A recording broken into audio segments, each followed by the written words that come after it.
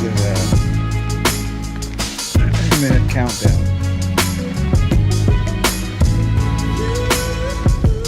Yeah, Dave, we still got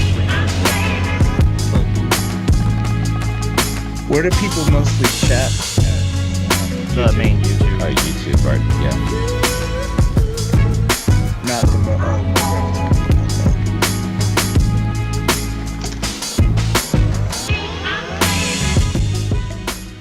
What's up, everybody? Getting ready to do a little show here in the studio. I think this is one of the few Mograph podcasts that I haven't been dressed as something or worn Christmas outfits. Right? Had to set up your green screen for. Right. Right, yeah. Nice and easy. You actually just sit down and chat in this one, huh? Right, yeah. Yeah. Kind Cool, of nice. cool. All right. I'm sending out the bat signal and things. Just making sure we're good to go there. And then we'll get going. Thanks for joining us. Who's here? We got a lot of people chiming in already here. Who we got? Sarah, Brett, Matthew. What's up? I should probably move my seat back a little bit. Yeah, I'm like close to the camera. Look like the side of a milk carton. The big hit on it. Try to move this back a little bit. Plus, Well, I your gotta heads get are my never going Mograph. to be as big as Matt or Dave's. There you go. Get the right. Mograph logo in there. There you go. Guys in there? Nice. Where you guys at? That's perfect.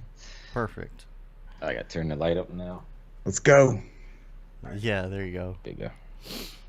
Cool. Looks like I got the Facebooks are good here. Share that to my 4 friends who will see it on Facebook, as usual. You got to stay away from Facebook land, man. Facebook is the worst. Then they Yes. see me on the air, and the next day they hit me up. Do you do websites? Do you do websites?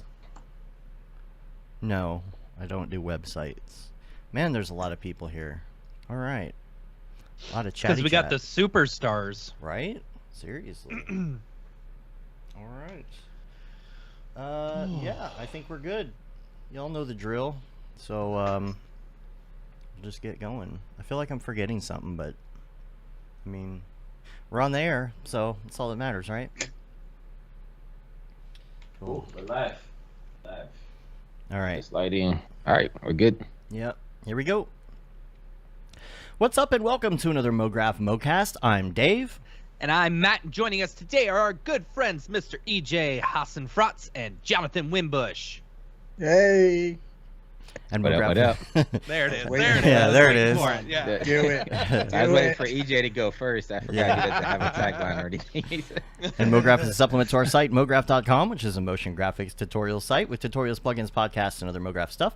And on the show, we talk about everything ranging from motion graphics to Cinema 4D, After Effects, plugins, render engines, doing business, doing taxes, being a contractor, or working for the man. You can email us, info@mograph.com. Let us know what you think about the show. Questions, comments, concerns, queries, grievances, artist suggestions, show topic ideas. We're on mograph.com, youtube.com/mograph. Check us out there. You can see all the schedule info there. You can see what's coming up. You can go to mograph.com and see articles and things. And also you can go to Mograph TV and watch 24/7. Rip the knob off. Matt doesn't have it on today. What's up with that? Oh. It's not cool. Well, there's okay. Yeah. I see how it I is. assumed because there was 4. You hate people. Mograph TV. Way to call me out. Trying to That's see that fine. bandwidth. You know, it's funny. The other day, actually, people will pop on and they'll say something in chat, and I won't necessarily see it till like maybe a little bit later because it's running all the time, you know. And I get on there, and there was this is so weird. I think I screenshotted it. There was a username by the name of Johann Sebastian Bach, who had been commenting by himself. No, I'm sorry. It was Wolfgang Amadeus Mozart. It's like, yo, you guys seen Bach around? I haven't seen him in a while. He may be composing another cantata. Like, he just goes on, like, through this whole thing, and he's, like, talking about his stuff. And then at the end, Bach came on, and he was like, oh, Wolfgang, I'm right here. And, like, they're having a conversation in our chat. I'm like, what is going on? It's really And weird. there's no like spam links or anything. It's just people having fun. Yeah, just Well, just now I like weird. that. Like we should get, Handle and like all the other composers go in there. I'll pretend I'm Beeple. Could be a thing. No, Yeah. you gotta stick with like classical music people. The classical bot is what Matthew said. Classic bot, literally. Classic. So we don't know what we're going to talk about today. This is kind of off the cuff today.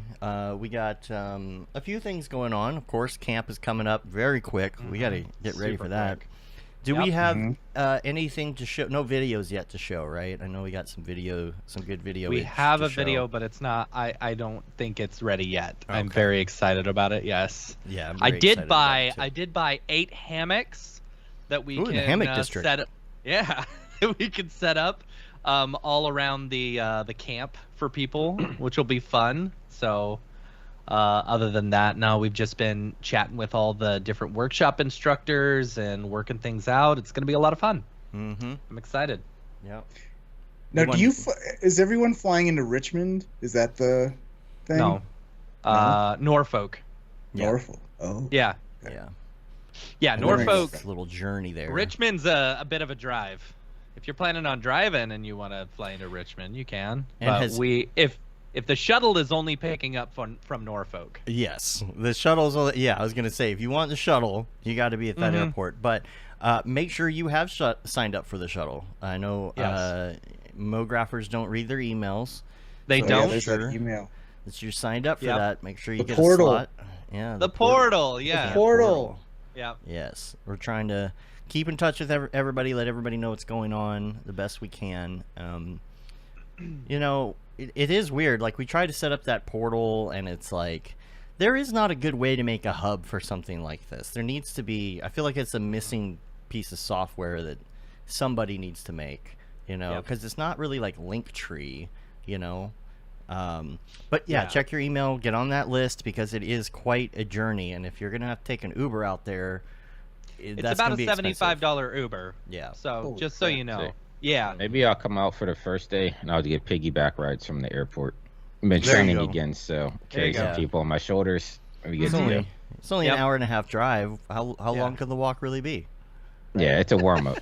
It's a Winbush warm up. So Yeah.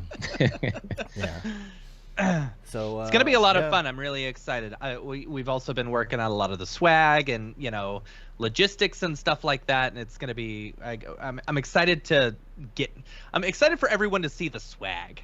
Like Yeah. beach You know? themed? Is it going to be beach themed? Like we're talking Mhm. Mograph flip flops, No, banana hammocks, no, yeah, just for you, EJ. Just Yeah. for you. some We'll get you speedo, the, yeah, Mograph speedos. The flip flops would be difficult. I'd have to get Yeah. a lot of different sizes. But yeah. Yeah, Yeah. You got I mean you do the small, medium, large. And yeah, but you everyone don't know else how much you can, need of each. Is you know? SOL. You can't go Yeah. by T-shirt size. Yeah, that's true. I still don't see Mograph TV Sunglasses. playing. Got to have sunglasses. Oh, darn it. I hit play, but it didn't do anything. It's Oh. because I closed down my app before it did that. I There you go. gotcha. I gotcha. Well, do you want to? Oh boy, now it's now- all loud. Now you're not playing Mograph TV. You're just playing the show. Well, it's this. It's like No, the I'm not. I'm Matrix. playing Mograph TV. Oh, it is. Yeah. You sure? The all the show same thing. plays. Okay. All right. Sponsors. You should talk about sponsors. Yeah, let's talk about the sponsors. First off, big shout out to Otoy, our global sponsor for camp. They are presenting Camp Mograph. We're super excited to have them on board. Then we've got our 2 village sponsors, Maxon and Video Copilot. You will be staying in one of the 2 villages in camp.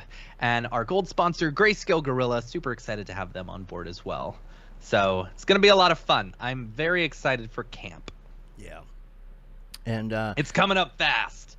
Oh, man, it's Seagraph's gonna going to here- be here. Next thing you know, Seagraph's going to be done, and then you're going to go to camp. Yep. yeah. Then you got half res. Isn't half res right before? Half res Half is res the is the weekend weekend before. before. Yeah, we're it's going. that Friday before. We'll be there. Yeah. Yeah, I'll be there too. Yeah. Cool. That's gonna be fun. Yep. Yeah. And next week, Chris Theron is gonna be on the show. Yeah. Who was the winner of the was it called Infinite Journeys Infinite Journeys? Yeah. Punishers contest, and so he won the ticket to Camp Mograph. So Yeah. we're gonna be talking. He did an amazing presentation on 3D Motion So Show good. last week. It was So really good. His Yeah. production Yeah, that one was value really is- dope. Yeah. Yeah, he's pretty sick with it. Yeah, chef's kiss on the production value. That wasn't his real room either. That was green screen he was in. Did you know that? I did not know Yeah, yeah. I tell you what, these Unreal people with their presentations, making games out of presentation, like Grin Kim. And Right. Oh man, that Right? one was so good. That was Yeah. really good. Yeah. Yeah. Yeah, making me look bad. Yeah, you had to go on after him. I had to go on after him at NAB. I'm like, well, do I have to do this now? 'Cause, Yeah. Yeah. like we're literally doing the same presentation. He was showing how to do a forest scene in Unreal, and it looked badass, and it was in real time. And then I go up, I'm like, so I'm gonna do the same thing, but I'm gonna do it in Redshift. And Well, then that's why I it's was trying to slow. figure out what you're gonna talk Redshift about, so I can crashes, and I'm just Keep like, it going. Yeah. So whatever scene you're making now, I'm going to make on the fly right after you. Yeah. And like Yeah. you seen EJ up here crashing everything. Now watch me run it. well, now I have to do some dynamics and stuff you can't really do that fast in Unreal, if at all. Yeah, you can actually. Yeah, but- you can. can? Sure Yeah, you can. I'll leave you to it though. Yeah. You just haven't done enough tutorials, see? You gotta do more Tutorials. Winbush tutorials. And speaking of which, RTX On is out. It is out now. You can buy and download your version today on Mograph.com. This is Brandon Clement's new course on ray tracing in Unreal. It's UE4 and UE5, and he's got some UE5 stuff in there. He's also doing some UE5 updates as they come in. Here's the thing, like whenever they come out with a new version of Unreal, there's always a lot of stuff in beta. I'm sure you know, Winbush, like UE5, like even the beta was changing constantly, and now that it's out, it's still changing. Like even ray tracing is still technically in beta, I think. If I'm not mistaken. Kind Some of. the ray It's a tracing combination between ray tracing and Lumen, because ray Right. tracing is still strictly NVIDIA, but Lumen is NVIDIA and AMD because of the Right. game consoles. So there's a lot of stuff going on there, but yeah, it's always updating, always evolving. So Right. yeah, tough Yeah, to keep up with. The thing about ray tracing is that, like, everybody's like, oh, get Unreal, it's real time, you real time render, and then you start stacking stuff on, and you make it look nicer, and you do those dynamics, and you add all this stuff, and all of a sudden, you know, you're back to 3 minutes of frame. You're like, wait a minute. Yep. So that's what this course is for. It's to teach you why things slow down your render, why things, you know, it's about optimizing your viewport, making it as fast as possible so you can do stuff in real time. So it's all real-time ray tracing stuff. So make sure you check that out. We're going to work on one of those specials where we do a little bit of Unreal digging and talk about the course and the behind the scenes and all of that pretty soon. So that'll be fun. And also Winbush, we're trying to get another episode or special or something together with you and Rev and Mixmaster Mike to talk a little bit. That'll be fun because y'all been working with him a lot lately. So we're gonna do that here pretty soon. Probably after we get back from camp and all the things, just because it's a madhouse. But SIGGRAPH, does anybody know anything going on during SIGGRAPH? This is like an event that it's like we're going. I don't know what events are going on. Is anything? I don't even know happening? who's going to be there besides you guys. Like I've been trying to figure out the artists that are going to be there, but yeah, it's been pretty tight-lipped so far. I know Yeah. Chris Schmidt will be there. I don't know would anyone assume. else. It'll be you, me, and Chris Schmidt for all I know. There we go. Wonder So if we're just going to Noseman will be present there. every day. Will Noseman be there? It's going to be us three. I don't What's that? know if Noseman will Well, be there. Noseman will be there. I mean, he is in He's Canada. in Canada, but he's in I'll have to hit Toronto. him up. I've been meaning to hit him up. I know, I haven't seen him in forever, and I think the thing about SIGGRAPH is, like, this is the first SIGGRAPH back, just like NAB. We really, it's kind of unknown. We don't know who's going. We don't know what it's going to be like, what the crowd's going to be like, and, Yeah. you know, then with a lot of And us we here in all the came States, home with COVID after NAB, Right. so, you know, Well, probably a everyone bit more but Ian cautious. Winbush. Somehow Yeah. we didn't get it. Yeah. Yeah, I got it in New York though. NFT NYC, it finally got me. So Yeah. I got it. I in got Buffalo. boosted though. So I guess that's my Something booster new. shot. Yeah. There you go. So I should be good for Vancouver now. Yeah. Right. It's just the hard part about trying to get across the border and stuff now. It was like the first Oh time, my goodness! you know. I just Yeah. went to Europe like 3-4 different countries. I didn't have to show my vaccine card. I didn't have to show anything. Yeah. And then with Canada, you have to download this app. You got to fill all this stuff. You got to say what day. You have to put down what days you got your vaccine. When you get the second one. When you get the booster. Have you had COVID? When did you have that? What's this? What's that? And I'm like, Canada, do you want people to come visit you or You not? had to do that in Hawaii up until recently. too. Really? All that? Yeah, when I went, I had to do all of that. Yeah. Jeez. It's a little much Yeah. right now. Yeah. It's a little much still. We Yeah. wouldn't have said that 2 years ago. That's but- true. No. Yeah. Yeah. But now it's like, all right, let's go, everybody. Yeah. I went to everywhere in Europe and no one cared. Yeah. Yeah. Well, it's what do they call it now? It's not a pandemic anymore. It's a Endemic. endemic. Just Endemic. dealing with it. Just But now you dealing got with the- it. Yeah, now we got monkeypox going around Monkeypox. over here Right. in Southern California, at least. Yeah. Bring it on. Yeah. Yeah. Yeah. I Sigh. got all the immunities. Yeah. I think we've had to live through a lot more than we should have had to live through in our lifetime at this So- point. Mm-hmm. So speaking of SeaGraph, this will actually be the first SeaGraph in Vancouver that I've gone to. So what? Oh. How can I? What? Really? What's different from like the LA one and? Yeah. Vancouver It's a lot is cooler. awesome. Well, Man, yeah. I love Vancouver. Like, that place is just such a cool city, you know? And like at least working the booth, you know, in comparison to LA, like the people there are just so much cooler, Yeah. you know, and Well, a they're all lot nicer 'cause they're nicer. Canadian, right? Mhm. Right. You know, they don't Yeah, have that angry LA attitude. You could punch them in the face and they apologize to you for it. I'm sorry. Right. Sorry. Sorry, my face Sorry, got my in the way face of your. interrupted your face. With the show floor, though, is it bigger? Because, like, I know in LA, it seems like SIGGRAPH's been getting smaller and smaller. But, like in Vancouver, I have It's a pretty feeling small, it's yeah. gonna be pretty small. Yeah. You Yeah. know, I don't know. I've heard that, you know, SIGGRAPH, they made a few enemies, you know, Yeah, through the that's whole what I've- pandemic and stuff. Yeah. So I don't know. Yeah, I heard that too. But the people there are great. Like they've got free coffee on the floor at all times. Yeah. They come by and make sure that you know you don't have anybody stepping on your frequencies with your wireless. They don't do that anywhere else. You know, Yeah. like it's really cool of them. So, EJ, have you been to Vancouver at all? Like in general? Have you been Yeah, I've been to Vancouver a couple times for Blend, and so I've checked out the town and definitely agree that Vancouver's a cool city. The funny thing is that I'm remembering back to 2019 when the 3D motion show was happening and we had our date there, and so you know I'm just tooling around with Matthias, and you know. We traveled all throughout the U.S. and and then we go to Vancouver and it's like, oh, we'll just Uber everywhere, right? Because you know we meet with people. Mhm. There in 2019, fall of 2019, there was no Uber allowed, so you had to Mm. Right. hail cabs That's like right, an yeah. idiot and Yeah. like stand there with your hand out forever. Mm-hmm. I'm like, this is the dumbest thing ever. Like this is Yeah. why Mhm. screw cab companies because cabs suck. And Yeah. they would just skip you over if they wanted to.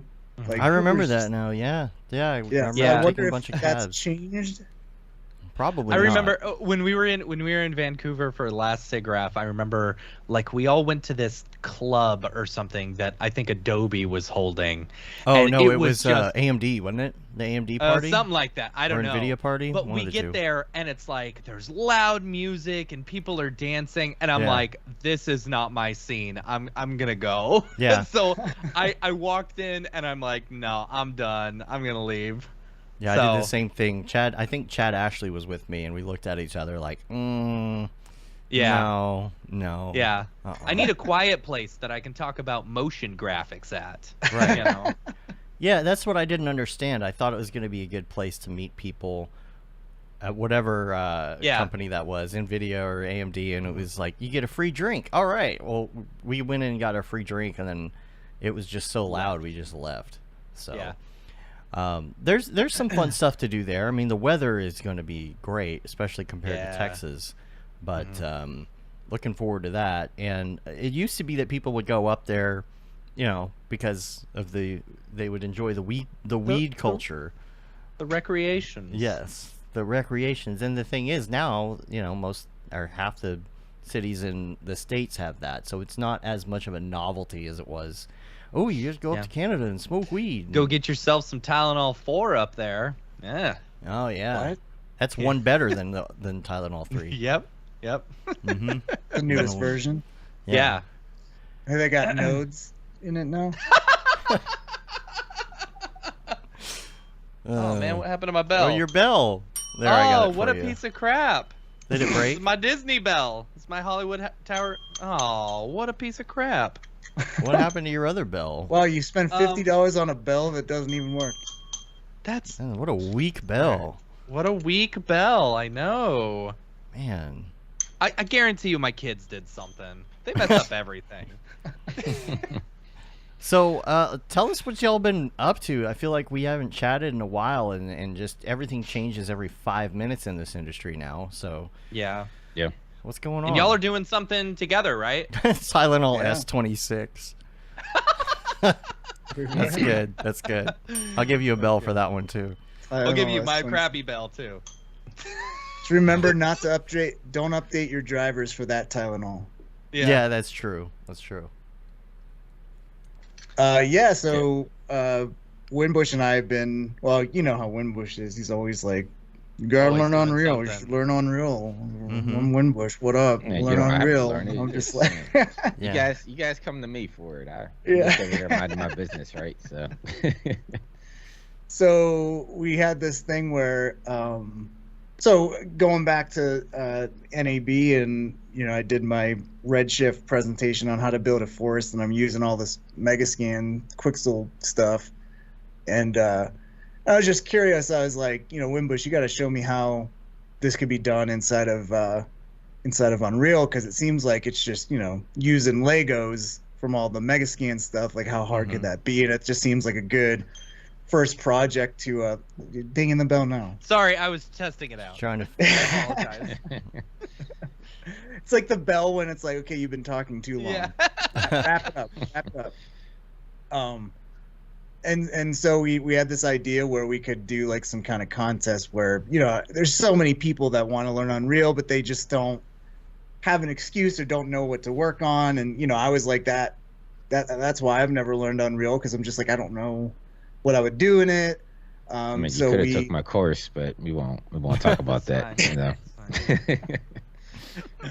Well, I need Which a you can get on student that- I don't want, mograph.com/classes. I want active learning, not passive learning. Yeah. So I said, we should do this thing where you show me how to make this on Unreal, and then it blew to this whole thing where it's like, oh, we should do this contest because you were just mentioning Punisher, and Clint does these awesome tests, and has a ton of people enter them, and I 8 just think million that's like people entering somehow. yeah, it's insane. Yeah, I mean but it's incredible motivation, right? So we figured we would team up, and we just do something where like Winbush is teaching me Unreal, and then I get my feet wet, and that hopefully people will see me doing it and get inspired, because like I'm not the most technical person in the world, and it's very hard to learn new things. But there's actually a tutorial that I just wrapped up editing, and it should come out tomorrow, where it's basically this. It's like a 2-hour visual podcast kind of thing, where it's a tutorial, but it's also a visual podcast where it's basically me and Winbush just chatting, and he's walking me through how to build the forest scene inside of Unreal. And the whole time I'm like, oh, so like I know they have this thing in Cinema 4D. Do they have that in Unreal? And Winbush was like, oh yeah, it's this right here. And I'm like, oh wow, that's cool. See, that's But that's great to have. That's the way to do it. Especially a tutorial where an experienced person is asking questions. That's valuable information, I think. Or if I'm not like, what was that thing again? Like, why do you have to do that? Because there, just like with any software, there's some quirks, of like, some nuances. Yeah. Yep. Yeah, it was like, in Cinema 4D, it's kind of weird, but you got to make sure you do this first so it works, and like, priorities. Like, it's weird, but it's something you have to be aware of, and everything is their quirks. But yeah, then we got some. So yeah, that tutorial is hopefully coming out tomorrow, and yeah, it's this conversation about Unreal, and this is where Winbush has been great, where he's been banging the drum for years now, and I'm slowly. I mean, we just saw already been chewed is hiring Unreal artists to work like at Brandon Clements. Yeah, Yeah. exactly. So you're just starting to see it more and more, and with the new Unreal update, like Winbush kind of showed the old interface with the new one, and it's pretty incredible what you can do in it. I mean, once you start building stuff and then everything's just kind of playing, and you look in the sky and the clouds are animating, and it's just like you're just like, holy cow. Yeah. But we got some pretty dope sponsors as well in Winbush. I don't know if you want to. Yeah, so we've been adding more sponsors to the contest as well. Like, I think it's been out for 2 weeks now, and then it ends on September 1st. But the original 3 sponsors, we had Leia, which makes holographic tablets called the LoomPad. And so I've actually covered them on my YouTube channel. I did a Mandalorian project, and then I brought it into the tablet and made it all holographic and stuff like that. And so they gave us one to give away for 3rd place. Second place, they're going to get a year subscription of Maxon One. So that's everything, Awesome. Cinema Nice. 4D, ZBrush, the Red Giant Suite, all that good stuff in there. And then first place is going to be brought to you by Puget Systems. They're actually giving us a 3090 to give away as a top prize, which I don't even have nice. a 3090, so it's Can't like find those. Somehow they're the Yeah, only people that it's can fine. find those. What's up with that? What's their Is secret? it still hard to get? Like, If you- super expensive on eBay and all that? No, Mhm. no. Well- they're below MSRP on eBay right now. Oh, really? Like, for brand if new you're ones buying or used used ones, ones? you can get Oh, them for used about ones. $1,000. But you still can't go to Best Buy and buy one, can you? No, I think once the 3090 Ti came out, they stopped like updating the 3090s. Yeah, that makes It's sense. like, okay, Yeah, I'm gonna try and build a new system, maybe like beginning of next year. I'm trying to plan ahead a little bit, yeah.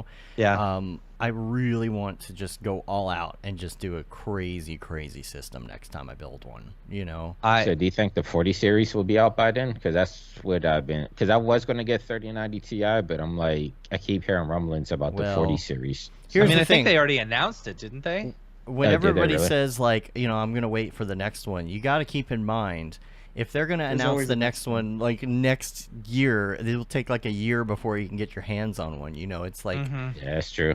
Yeah. take that into consideration. I'll be lucky I mean, if I we can just got get some 3090s. connections, Yeah, that's true. These Puget people with their secret 3090 sauce. Yeah, I don't know how they do that. But yeah, they built, so I did a whole article on it on School of Motion, but I think it was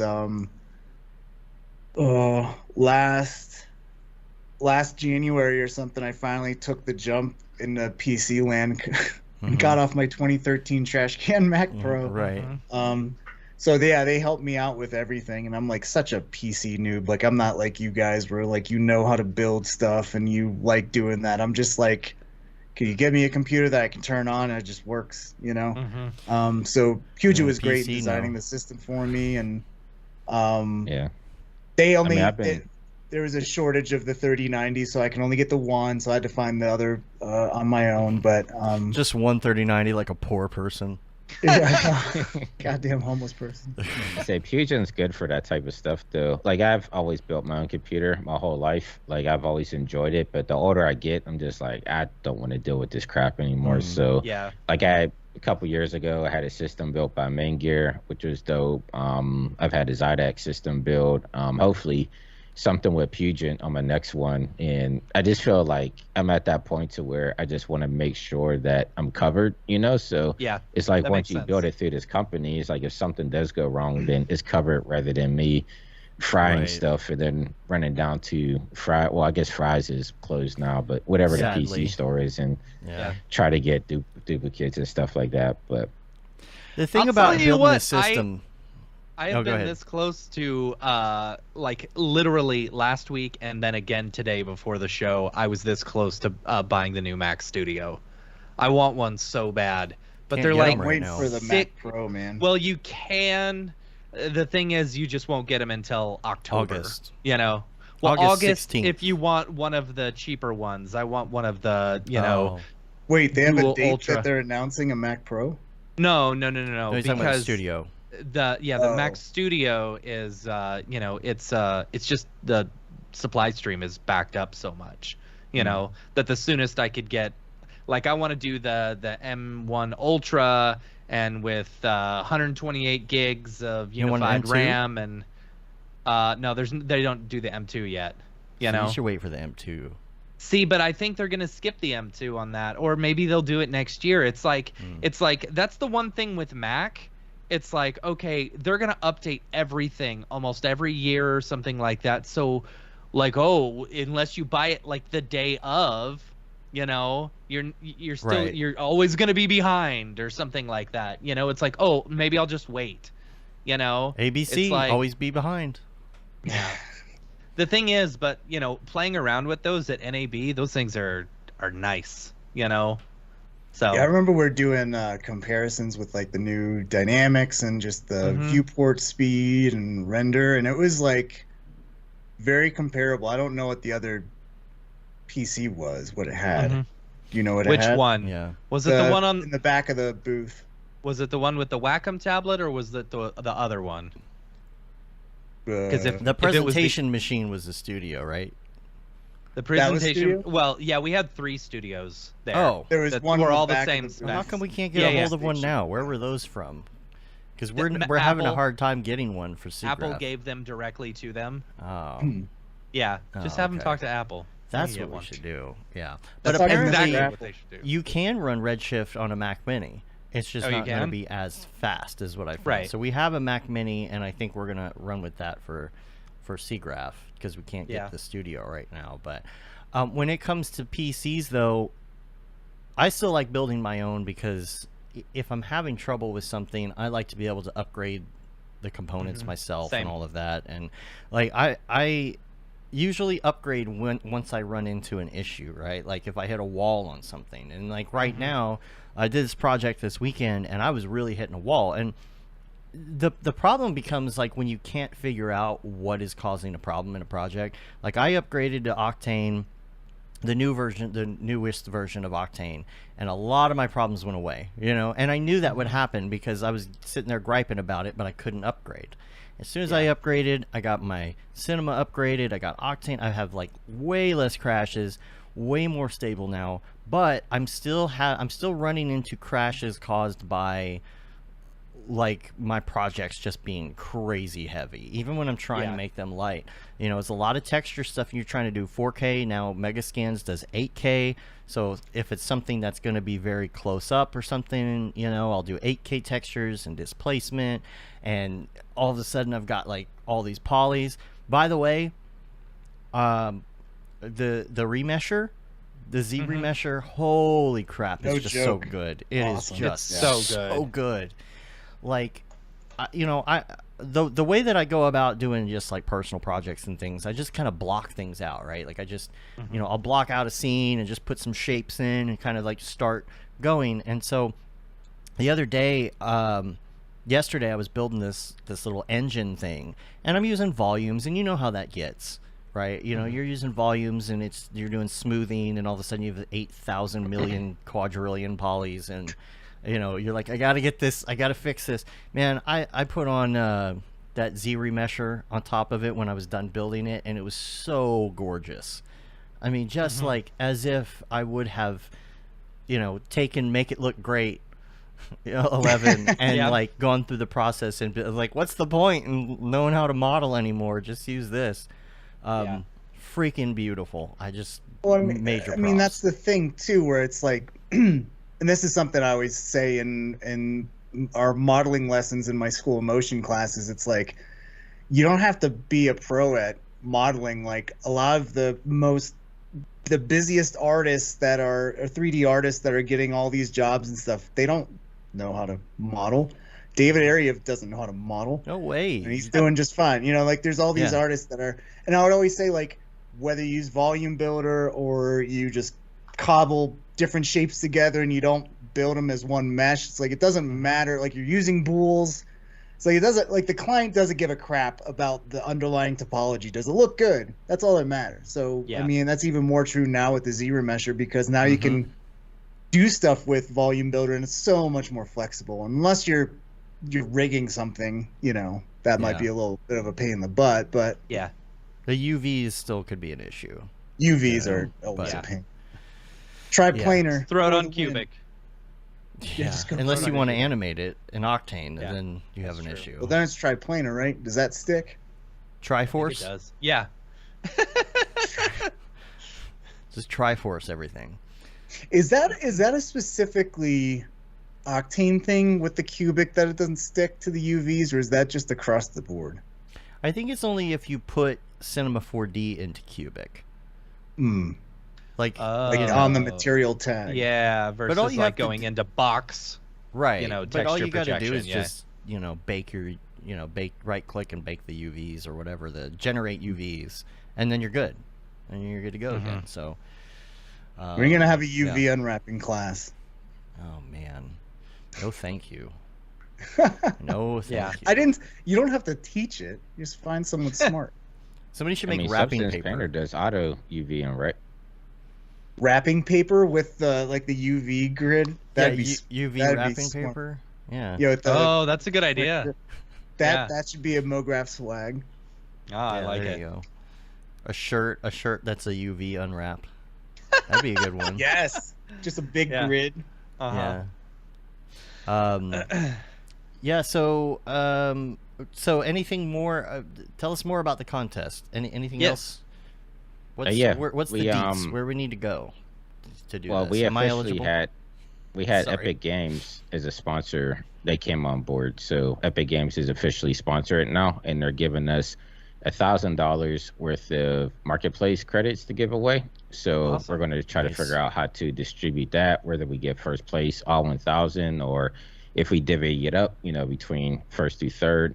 And then the last sponsor we just had come on board the other day, Jorn over at the Pixel Labs. He's going to give us a few packs over there Nice. that we could give away through first and third. So yeah, there's a lot of cool sponsors and a lot of good incentives to at least jump in and give it a try, because you just never know. But Right. if you go to either my YouTube channel or EJ's YouTube channel, we both put the announcement trailer up there. And then last week for What Up Wednesday, we attempted to do a live stream. I should have hit you up first, Dave, because I have no idea what I'm doing. But You should have seen the awesome transitions we had going. yeah, I did get a transition to work. So, but And we, then moving a window out of the way. yeah, so as I'm moving through Windows, I'm like manually moving everything in OBS to try to make it work. But it's still a good time though. So Yeah. we did a live stream answering questions, and I'm going to try to do that on Wednesdays, just for people that are jumping into the contest that might have questions on their entries and stuff like that. And then I would just say go to either of our YouTube channels to catch that announcement trailer, and all the details are in there for you guys. Now, when it comes to Unreal, I know why you would want to use Unreal. If you haven't, if you're just getting into motion graphics, you might want to choose what platform am I going to be on? What programs am I going to use? Because you got to learn something. You want to learn something well, right? The reason that I don't hop Yeah. into Blender is because I don't have a reason to hop into Blender. I'm not going to Right. go over to Blender just to do the same thing, But And I'm, did you know it's you free? Oh, it's That's why. what? What? I mean, Blender's- I would tell, if there's a person that's new to the industry, I would definitely say learn the DCC before jumping into anything real time, whether it's Unreal Unity, because the background that you learn, whether it's Cinema 4D, Maya, I started off with XSI back in the day. It's those 3D fundamentals will carry over into once you get ready for real time. Plus, it's like those programs, they're game engines, they're not modeling programs, and so you're still going to have to build your assets inside of Right. DCCs unless you're just 100% kit bashing, with like the mega scans, or Right. you're buying packs and you're just kind of placing stuff in. If you want to do anything custom, usually you start off in your DCC and then you bring the stuff over to either Unity or Unreal. XSI, that's soft image, right? That's what I was trying to think of Soft the other image, day. yeah. Yeah. Yeah, it was great until Autodesk bought them out and then just killed them. They kind of gutted what they liked from it, threw it in Maya, and called it a day. Yeah.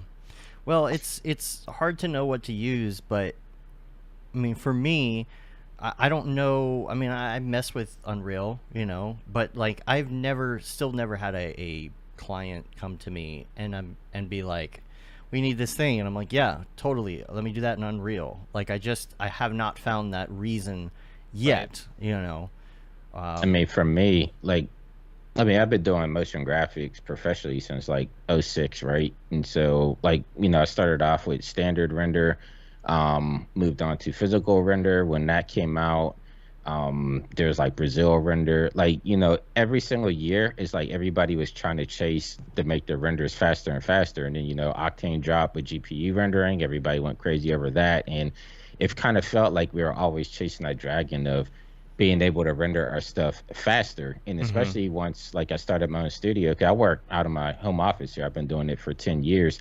And so I used to have multiple, PC set up, render farm, whether I'm running Octane or Redshift, and it became expensive because I'm always chasing GPUs and yeah, it was just crazy because I couldn't use render farms, right? Because a lot of IPs that I work with, they want me to keep everything local, so that was always kind of my thing there. And so I was always trying to figure out this doesn't make sense. I need to be able to self-sufficiently get this stuff to the clients, because I would render for hours, and then the next day either my render would crash overnight, or the client would come back in the morning like, hey, we want to change this and this, and it's just like, well, damn, I spent 12 hours rendering this and now you guys want to change it up on me. So it was one of those things, especially when I worked at Warner Brothers. I was doing some stuff with WB Games. So I worked on, it was Lego Harry Potter was the first game that I worked on. This was Xbox 360, PS3 era. And the one thing that always stuck in my head was we had developer kits for Xbox 360, right? And so what we would do, instead of because we had access to all the models and everything, but instead of trying to animate everything in cinema and wait for renders, we would take the actual game console and go into God mode, and we would animate everything within the Xbox. And so I would bring my son down to the studio a lot. He would be physically playing through the game, the director was telling him hey, go over here, do this, go over there, do that. And on the second Xbox controller, I would be controlling the camera. So it's almost we had a little studio set up within the game console. And the whole time I'm just thinking holy crap, we're able to do this in real time in the game console. But if I would have did the same thing in cinema, it would have been a week's worth of rendering. So my head was just always looking at game engines and how can I utilize this for what we do to kind of speed up the process with everything. Yeah, and I know Jags uses it a lot for clients and stuff too. Same kind of thing because of that same reason. And clients come back and they have a bunch of stuff they want changed, but I don't know. For me, there's ways to mitigate that, making sure that you get sign-offs and you do low-res renders. And I know stuff comes up and you got to re-render and stuff sometimes. Yeah. But for me, I just haven't had it come up. I feel like Jags is kind of one of those people who's in the middle because he came from an Unreal background, But you're right. You still have to pick something to model in.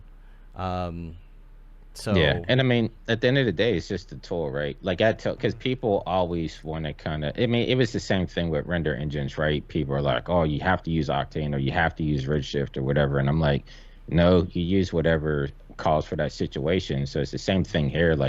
I still use Redshift for some projects. I still do movie trailer work, and it doesn't make sense to bring that work into Unreal. And so it's I'll do everything in cinema, render it out, and then do compositing in After Effects. And I try to tell people at the end of the day, the client doesn't care what you're using unless they want the project files. But most of the time, they just care about what the end product looks like. So whether I'm using Redshift or I'm using Unreal, like I pretty much just kind of dictate it to whatever I think the project calls for and kind of make that call at the end of the day. So yeah, I would tell people don't get so strung up on you have to show alliance to this, that, or a third, because you never know. These programs could go away. Like it happened with me with XSI Soft Image. I was all in.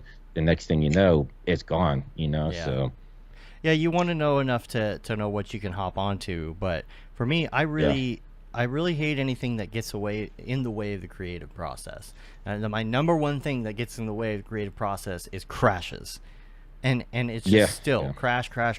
You know, I had so many problems this week with crashes related to memory or crashes related to like After Effects screwing up. It always seems to be a memory thing, you know, CUDA error because memory, or After Effects crash because memory. And then your whole computer starts flashing and your screens are getting all wanky and like, you know, you got to restart half your stuff, or you leave and you come back and your computer's off. It's like, I hate when you get in that flow state and you're like, oh yeah, I'm really into this. This is great. Like I love where this project is going. And then just all of a sudden an hour and 30 minutes of troubleshooting in the middle of that. And you're like, you know what? I'm going to bed now. You know, like I hate that part. So anything that keeps me in the flow state is great. And that's why I'm still a Cinema user, because like I've put in the 10,000 hours, I'm sure, at minimum. So have y'all. And like, I mean, Matt, like when Matt and I worked at that place knocking out logos back in like 2012, 2013, DCC, Dave's computer crashes. That's a good one. That's funny. I don't think we didn't say, basically in the chat, like we're coming up with like wrong names for DCC now. And then everybody's putting DCC in there. DCC stand for only wrong answers. Yeah. So like I like to be in the flow state in cinema because I'm used to it. Matt and I back in the day did a billion logos, you know, every day, doing the same thing every day. But once you have that muscle memory, it's great. So when you sit down in something like Unreal, it's really hard to be like, okay, I want to make this thing and let's just go, because it's going to be every 2 seconds, the first time you use it anyway, every 2 seconds it's going to be like, okay, how do I do that? Let me Google this thing. I'm trying to do file save as. It's got to compile something. What does that mean? You know, I didn't get to answer this question, but there's actually a question, Winbush, on your course. I think one of the new students asked the other day, and they're like, does compiling always take this long? And I meant to answer. I answered it back. But, oh, you did? It's like, yeah. Get used to it. It's weird because I don't know if it has something to do with system specs. I should actually ask somebody from Epic, because like I've only experienced like compiling shaders the very first time I open a version of Unreal. So like if it updates, then it's going to do compiling shaders, but then after that I'm like good to go. But other people have also mentioned that it happens every time they open it. So I'm not sure if it's like maybe like hardware specific, or if there's something you need to turn on. That's something I should look up. But yeah, that question does pop up a lot. Yeah, because I was wondering when I was compiling something, I was like, can you not have like a generic like scene file that's already compiled as like ready to go, and then you can just duplicate it? Or does it not work that way? You know, I don't understand that, because the second time you open it, it's fine. You know. Yeah, even starting a new project, I've never really had to do that. The only time I've had it always compile shaders is when I was doing beta testing with Maxon with some of their Cineware plugin and stuff like that. But that was because that was like experimental, so it kept resetting Unreal Engine. But like you shouldn't have to compile shaders every time you start a new project. It shouldn't do that. I don't know. It might be because I don't do it often enough, and so what happens is I'll dabble in Unreal probably. Yeah. Exactly. Every time I come back to it, I'm updating, and I probably went into my computer one day and I was like, oh, I need more room. What I'm are all just these delete files? all this. Yeah. Yeah. So I got a question for y'all, because there's some chat about like Redshift in the chat, right? And you know I'm not a big Redshift person. I have a hard time learning new things, and then as soon as I learn the new thing, I'm like, oh, this isn't bad. And so Yeah. I did Rich Nosworthy's course on Redshift, and I have a decent understanding of it. But what do y'all do if you're going to do something in Redshift and you want to render on multiple computers right now? Like, what's y'all's solution? Because I don't have a solution for that currently. I know people are going to say deadline, but ugh. I mean, you Yeah. have Team Render built in, right? Will that Yeah. work? Like on...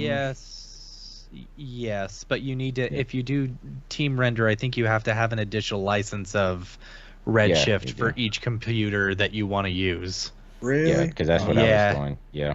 Lame. Yeah. Like I've tried to get Max on to add nodes because What about what's that? with Redshift CPU though? Is that? I mean, not that you want to be Yeah. team rendering with that, but is Why? that free? Yeah. It's free. Why? You I said mean, you Redshift asked... CPU. That should still be you still need a license for that, right? Because Yeah, you you would still. No, No. Redshift CPU is built in. Oh now. no, that's Yeah. right. That's right. Oh, Yeah. is it? Yeah, Oh, so okay. you shouldn't but- need another license for that. But I wonder if, because with all the new licensing, you used to need to have C4D installed on everything, or at least the team render installed Mhm. on Yeah. every computer. Is there a max to that with this new license? I think it's I only don't 10, know. right? I Yeah, think that I'm 10 not sure. computers is the amount of that you can install on Team Render. I could be wrong there. And I But agree. I with mean, I that. haven't done Team Render in Yeah. forever. Either. But I was going to say, what's that render engine that Acidium has, the GP render? Cycles. Cycles. Cycles. Yeah, so like I bought Cycles way back in the day when they first had launched it, and they Mhm. gave you like 4 or 5 render nodes with it. Yeah. So it's like you had one Cycles license, and then you could put nodes on up to I think like 5 computers, and you didn't Mhm. have to buy licensing for that. And so Yeah. I was I've hit up Maxon several times, or not Maxon, but the Redshift team, and said like that Mhm. would kind of make more sense. And so because whenever I had multiple machines here, I had to buy a license per machine, which that sucked. That gets because it's like, expensive. yeah, I Right. wasn't using those machines for work. I was using them strictly for rendering, so that kind Mhm. of sucks to keep up with maintenance on that and everything. But if they could do, or at least rent out nodes or something, I think that would be a more better solution. Yeah, that's what's frustrating is like, if a client comes and they want Redshift done,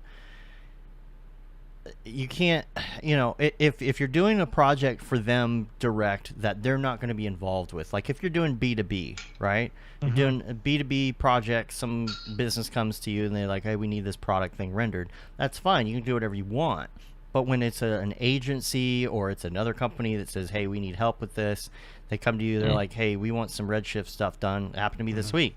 I'm like, cool. Well, my render power isn't as good Yeah. on Redshift as it is on Octane because it's so easy for me to use. I mean, I love the fact that I can use all my 3090s in the viewport. In the And viewport, like, yeah. oh my gosh, if you could do that with Redshift, oh my gosh. Yeah, I agree. That's what I It's- want. But I will give Redshift props because the new versions that have come out with the automatic sampling and stuff like that have made it chef's kiss. Subsurface you know? scattering now is so much easier. Yeah. Yeah. But I was interested. I've never even thought about rendering on multiple machines just because Yeah. at School of Motion I don't do a lot of client work that would require that, but it does include 5 team render nodes for C4D.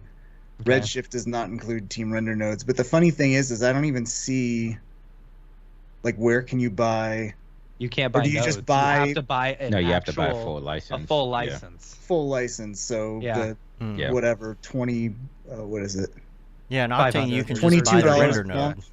Yeah. Yeah. Yeah, That's what I Octane, you want. can Be right also back. rent. You could rent the render node in Octane, right? Yeah. I've done that a few times too. Yeah. Like just get it for the month. Or throw You stuff can to launch- render. Multiple instances up to 8 GPUs on a single computer. Okay. Yeah, having Yeah. that in the viewport, though, I mean, that's the thing right there. I'm telling you, it's beautiful when you can work, when you can get in a flow state and just work because you can just see what you're doing. It's so great. I would like that, and I don't know. I don't know. I'm such an Octane person. We'll see. Well, that's the funny part is before people are like, oh, Octane's only good for freelancers and Redshifts for teams, but it's like, I didn't even think about the team render thing. Like, do people just use render farms, or are people think getting for to the the most point part, where people are just optimizing stuff enough that the render times aren't crazy? I don't know. Yeah, I mean, you can always like power up another one, but I don't like, actually. A lot of people like to do that. They'll load like like team render or another instance of Cinema 4D, running another version with another license, you know. But yeah. Facebook user says, do they offer a solution to render on a friend's machine remotely? Yeah, like I don't know. That would be kind of cool if you had some sort of a system where it's not just like render, but like you could borrow a system somehow by just having a username. You know, kind of like what, you know, say you do Parsec or something, right? Like Parsec, Right. you can have a friends list on Parsec, and you can give them permission to use your computer. That would be really cool. Hey, I'm not using these nodes right now. You can borrow my computer. That'd be really fun. Wasn't that like the isn't Render supposed to eventually support Redshift as well, and other renderers other than Octane? Yeah, it's supposed to support that, and Arnold, and I don't know what else. But yeah. Is there any ETA on when that will happen? Because I mean, that's going to solve the team render thing right there. There's no ETA. Yeah, I don't think there's an ETA, but yeah. I think they said something near the end of the year, but I don't quote me on that.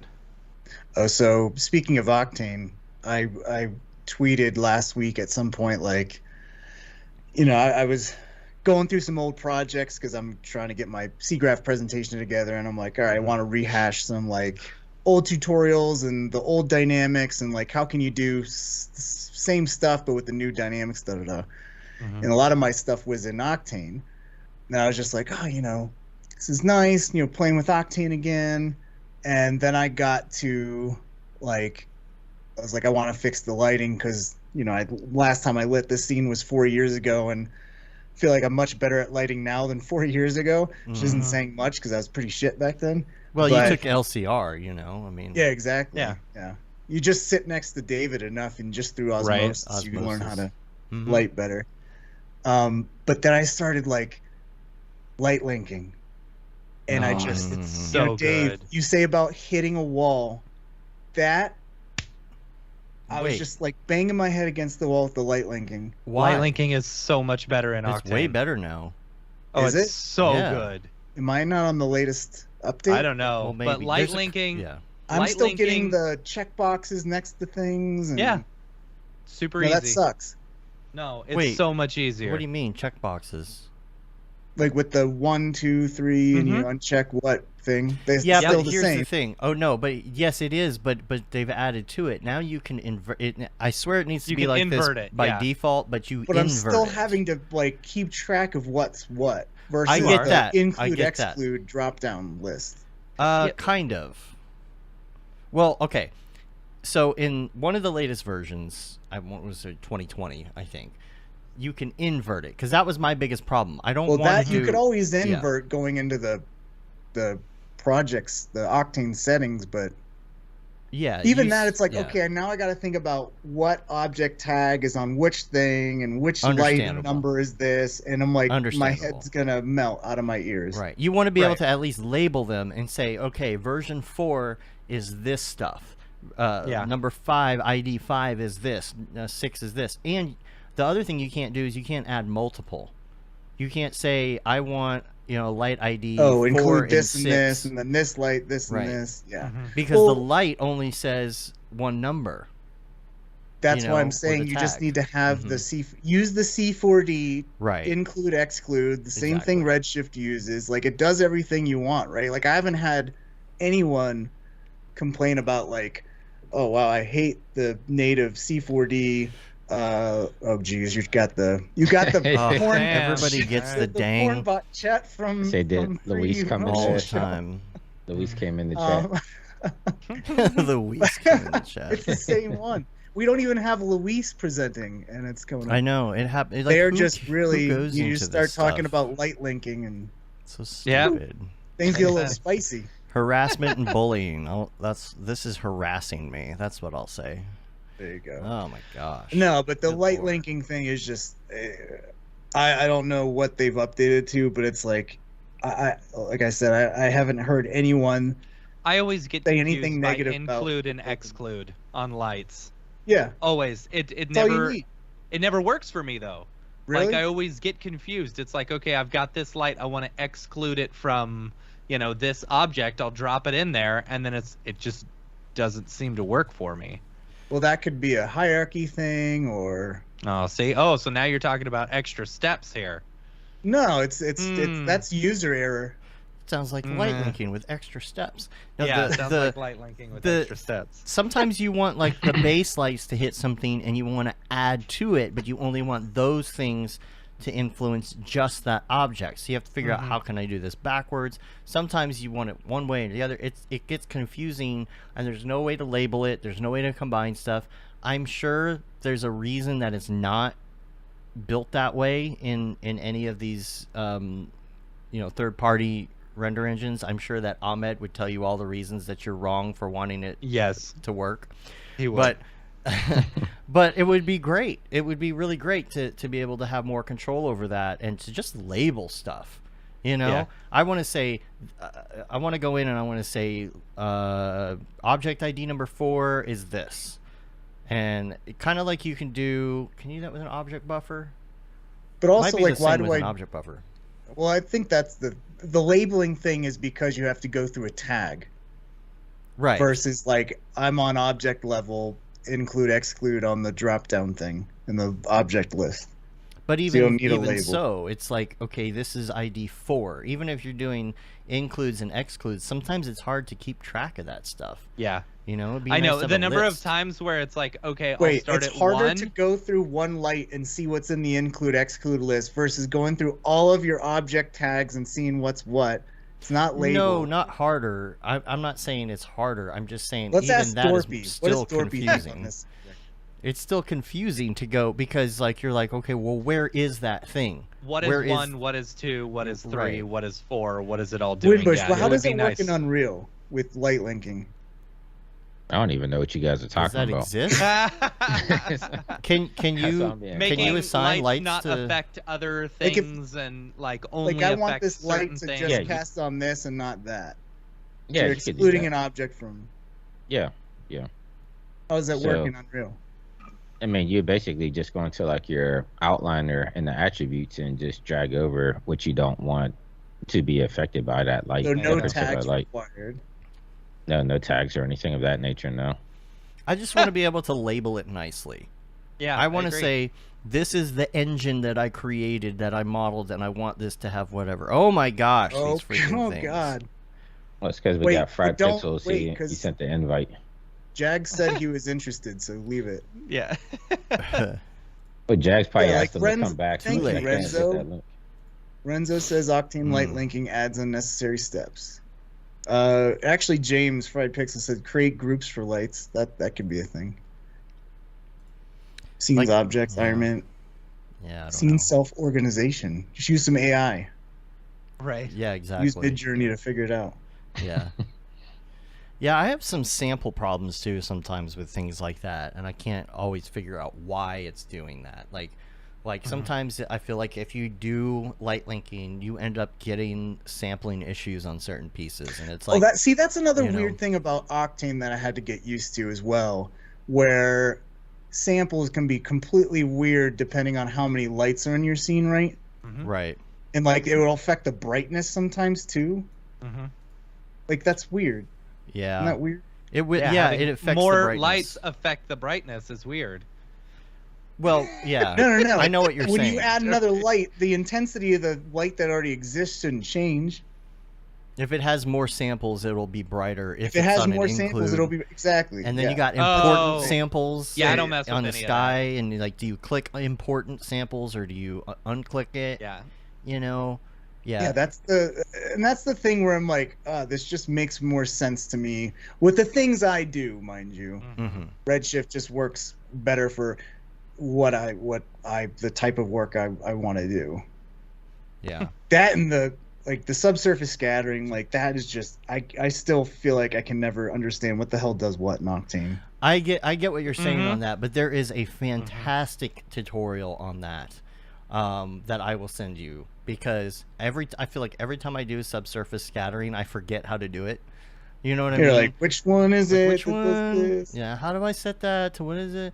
Well, because But- that's yeah. that used to be how it was with Redshift, where you had the extinction and the transmittance or whatever, and depending on what, like it would flux be inverse. capacitor, you know.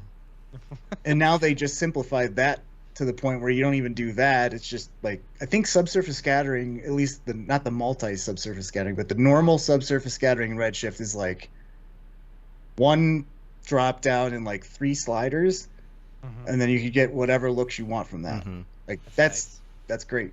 I went through this tutorial. I was working on caramel in a candy bar, really trying to lock Oh, you that mean in. caramel? Caramel. No, I say caramel too. Caramel. Yeah, so I found a great tutorial on it that actually went over like the why, and you know, it's not just hit these buttons, it's like here's why you're doing it. And I'll have to look it up and find it. I'll send it to you, because like I swear I have to learn it again every time I do it, because I always forget. But it worked really well. So tell us a little bit about what y'all have been doing in the NFT space, if anything, and how do you feel about NFTs right now? Are we doing a drop, or are you just playing it through? Oh, we're just gonna do it. Yeah, we're not doing. Yeah. We haven't been doing the drop lately. We've just been doing a show. Yeah. You know, yeah. Not true believers, huh?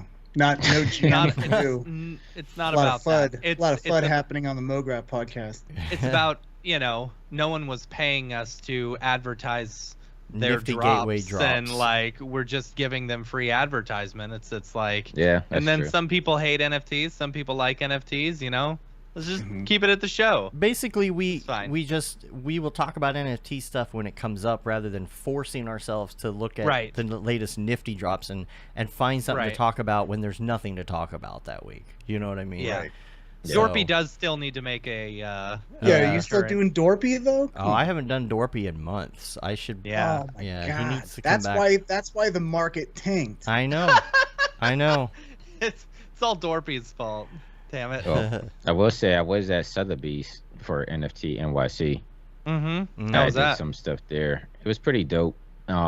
Since it was my first time at Sotheby's, I kind of wanted to switch it up instead of, because I'm not a big shiller. Like, I don't know, it's just not my Right. vibe. And Right. you know, I love doing stuff for people. So instead of trying to sell artwork there, I enlisted Method Man to do a free concert at Sotheby's. So this was That's like awesome. the first time ever that a concert was held there. Like, it took a lot of convincing, but we made it happen. So yeah, we threw a free event at Sotheby's with, like, it's crazy. Like, we had to pull the Picassos down. They have like a T-Rex funny. dinosaur that they have up for auction that they had to move in. Yeah, it was pretty wild. And so since I was staying with Mixmaster Mike in New York, I had him come out and open for Method Man. So That's Mixmaster Mike awesome. came out, he performed, then Method Man came up, and yeah, it was a dope night. So That's cool. I thought it was cool for my first time at Sotheby's, you know. Yeah. And That's the awesome. hard part about the NFT industry right now is the fact that, like, it's hard to gauge what's real, what's not real, what's going on with the fluctuations, Mhm. what is related to the economy in general, and not necessarily NFTs. It's kind of like, I feel like this summer everybody's just kind of like letting it play out. It's like, where is this going? Yeah. You know, is the economy Man, I going to wish- recover? And yeah. I wish I would go back to where it was like when I first started. 'Cause I think it was around the time like EJ, Blake, Shams, a lot of those people, Kid, Mograph, were first getting into it. Well, that was like probably winter of 2020 when Yeah. I would see those guys post up on Twitter like, hey, I just sold some crypto art. And I'm like, what the heck is crypto art? And, you know, just seeing what they're doing, I mean, it felt a lot more innocent and a lot better back then. But then it's like once this whole PFP evolution happened, it just seemed like everything just hit the fan, and it's definitely not what it was whenever I first came in. Because I think if Yeah. we could have kept it at that essence, then NFTs would be a better place now than, you know, now everybody thinks it's a scam because Right. a lot of PFP Mhm. projects did scam people. You know, Right. there's been a lot of really bad projects out there that gave the whole space a bad name. And I wish there was a way to separate, like I would say, I guess, like the one of one edition artists from the PFP artists. Like I wish there was a way to like just kind of split what it is, because when people hear NFT, they automatically think Bored Apes or whatever else is out there, and it kills it for everybody that's trying to do like real NFT art, I would say. It's a stereotype now. Oh, NFTs. I see who you are. It's I relate it to like weed culture. And it's like, man, I'd be more into like smoking if weed culture wasn't so goddamn stupid, like weird, like just all the same shit. And I was like, that's exactly what happens with NFTs, where it's just like the culture is just so gross anymore. And it's like, it's something where I don't even want to like associate with. Like I'm from the get-go, I was like, yes, artists getting more empowered, being inspired to create more, making money, yes. But it's like Winbush said, it's not that anymore. It's about PFP and it's about cult-like behavior. Right. It's all about, a lot of signaling. And a lot of broy all the time, because oh my god, if you're not a true believer, you're out. And it's like you either bought into the cult and you're projecting every day, or you're like myself or Winbush, where you're like still wanting to create art, like you're still creating stuff, but I'm not buying into this cult-like behavior. Like I never was. And then your stuff will get drowned out by the people that are buying into that behavior. So even if you wanted to do a drop right now, it's kind of getting flooded out by all the other BS that's out there. And I think that's why I feel like people are waiting for some of this to normalize. It's just like there will be a day where we're back how we were before. Where you have, these are the artists that are out there, these are the popular ones. Oh, you want to buy their piece? Yeah, you can do that. But it's not like, oh, they're a crypto artist. It's like they're just an artist. It's just an artist. If you really like them, you can own their stuff. It's that simple. I always just looked at it as another way of buying art, because nobody had a problem. Like we'll say Beeple, like he was selling prints and everything way before NFT. So it's like you're still selling your art. It's just in a different form. So I never got the hate for or NFTs until I started seeing what was happening with the PFP stuff. And I'm like, okay, now I get why people are so NFT or anti-NFT, because all they know is what they're seeing with PFPs. I mean, especially once you had like the big influencers come in, like when you had like Gary Vee come in and doing his education, and people, if that's their first instance of what NFTs are, that's what they think it is. And it's that's why 5-year-old people child are like, drawings, I guess. People are like, or Ellen did the same thing. She's like, oh, I drew on a napkin, now I'm going to sell it as an NFT. And people are like, well, this is crap, like why would I want to be involved with this? And so I think once it hit mainstream and a lot of these big time influencers and celebrities and stuff got in, and they kind of just crap all over it with the way that they kind of handled the situation. And now we're in the state we're in right now. Right. Yeah.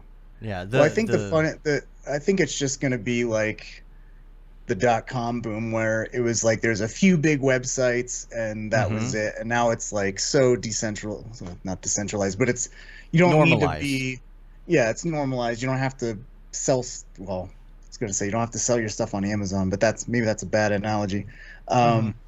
But like, I think it's exciting where we got Brian Coleman in the chat here, and he's like learning how to do some of the like creating your own smart contracts, and like he's got a piece that changes depending on the day of the week. And like, I think where artists can start thinking outside of the box of just like, okay, I made this animation, I'm going to put it online, and then that's it. Like where things can evolve, like the Human One with Beeple. Like I think that's where things start to be very cool, and artists can express themselves a lot better than just like a single image or whatever. So I think when that becomes accessible, like, people like when you have the GeoCities of this and everyone can create their own smart contracts, like no matter how shitty they might be, like a GeoCities page. But Beeple will always be Beeple, and his stuff is always going to be worth something, and it's going to be worth something in crypto. Not right it's now. Going to be on the blockchain. Fraction.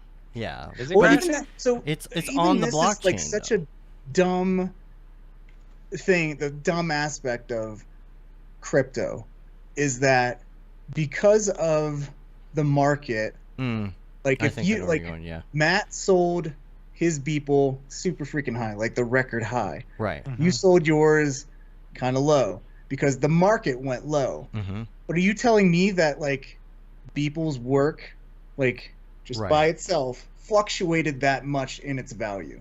Like, right. It's still worth that much in USD. yeah. But Well, no, it fluctuates based on. Well, based on that, but or it could be worth more in USD, right? Like if you were to buy a Van Gogh right now, if you look at a Van Gogh, the numbers are probably relatively flat as far as how much it's been worth over time, right? Now you look at a Beeple piece, you look at his $69 million auction on Christie's. Well, what is that worth right now? And why is it worth less? Only because cryptocurrency is lower. Exactly. It shouldn't be. It shouldn't lose its You're right, they are value, down. You know.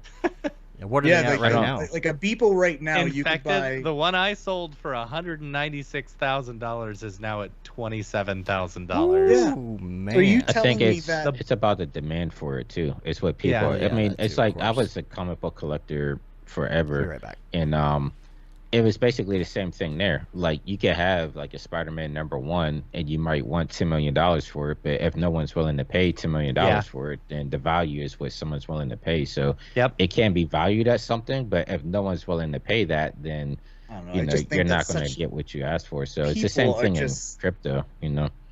People are such short-term thinkers. Like Beeple is going to be in your art history books. Like with when your kids take art history, like they're going to read about Beeple and be like, "Oh, I know that son of a bitch." Like, Yeah. you know. And plus, I mean, his work isn't worth 27,000. That might be what somebody listed it as because they're just trying to make their money on it. So that's the other thing I hate about crypto is like you're like people can be listing at 200 grand, but if one person lists at 20 grand, that's what it's going to show is the value of the piece because it's whatever the lowest amount is on the floor. And so, yeah, it gets kind of funky in those regards, but yeah.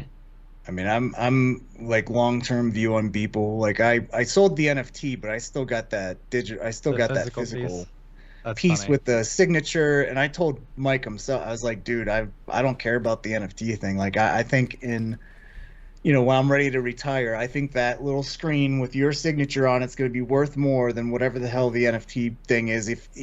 Like, does that website, does Nifty Gateway even exist in 20 years? Who knows? I don't know. Yeah, I don't know. My concern is with our friends who are like, hey, I'm going to be an NFT artist now. See you later. I'm going to burn all my bridges. Yeah. I'm not going to that's the one thing I didn't do. Like I kept doing both because I did pretty well in NFTs last year. Like, we did the shows over in China, which did really good.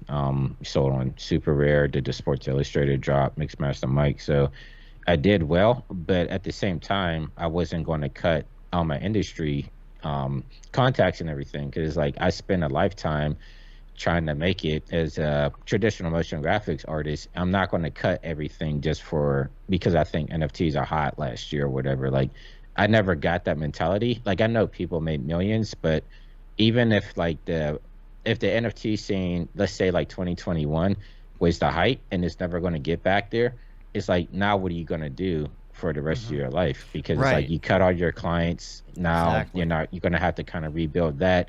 Your NFTs aren't selling for 100 grand anymore. Maybe they're selling like for like 5 grand or whatever. So it's kind of like you burned all your bridges for no reason. And so it's just like, I felt like, why not do both? Like, why can't you do NFTs and industry work? And I always felt like the higher your value was in the industry, the higher your NFT work should be, right? So it's like if you worked on the latest like Marvel movie, you could tell your collectors like, hey, I just worked on Thor or whatever. And then they're like, oh shit, okay. You lose your chops too. Like if you're only going to do 2 pieces a year and sell them for $100,000 a piece, it's like when you're not doing dailies anymore. You're not on the box. You're not learning anything new.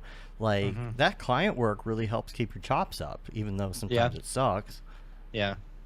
Yeah, I mean, and that's what I can respect about people. Even coming out to all the shows, like he came out to the Motion Plus show, and I was like, dude, what are you doing here? And he's like, I want to keep up with what's going on in the industry. He's like, I know all these artists are talking about what's the latest and greatest. Like, I want to be involved with the industry. He still. was in town for the And- Oscars. Well, Don't let him that tell too, you but that. I mean, he came out for NAB too, right? So I mean, we Yeah, had he Motion did. Plus, we Yep. had NAB, and he's still keeping engaged with the community, at least trying to stay engaged with everything. So Yeah. I mean, I respect that more than the people are just like, I'm an NFT artist now. I'm going to do 2 pieces a year. See you guys later. Right. And then it's Yeah. like, their 2 pieces a year look exactly the same as the last 2 pieces. And Yeah. there's no evolution in their artwork or anything. Right. Mhm. That's the thing. How do you keep up?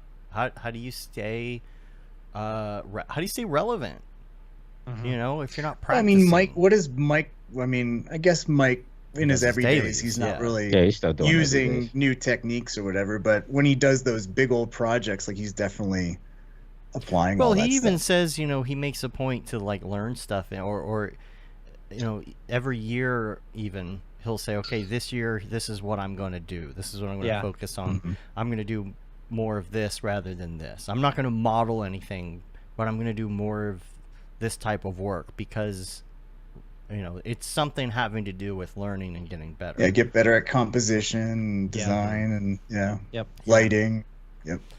Yeah, that's what I've been trying to do with some of my dailies recently. Is just, you know, find a constraint or find I don't know, like a purpose for it for some reason, just to get that practice. Because what's the point in? I mean, if you're gonna do some sort of piece and it has like, there's an artistic reason you're doing it a certain way, even if it's something you haven't learned before. I understand that, but like, what's the point of doing a daily every day if you're just doing the same thing?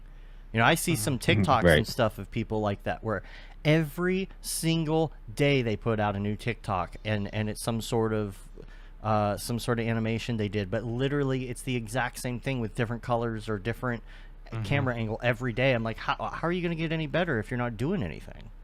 That's I 'cause think they're it's playing it's to the like algorithm. NFT. Oh, sorry. Yeah.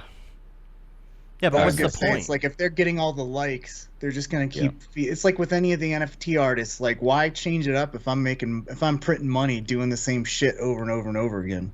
I don't even know if it's money, but because that's the thing, you want to play the TikTok algorithm so that you can do something with that. You have to sell to an audience. You have to have a call to action.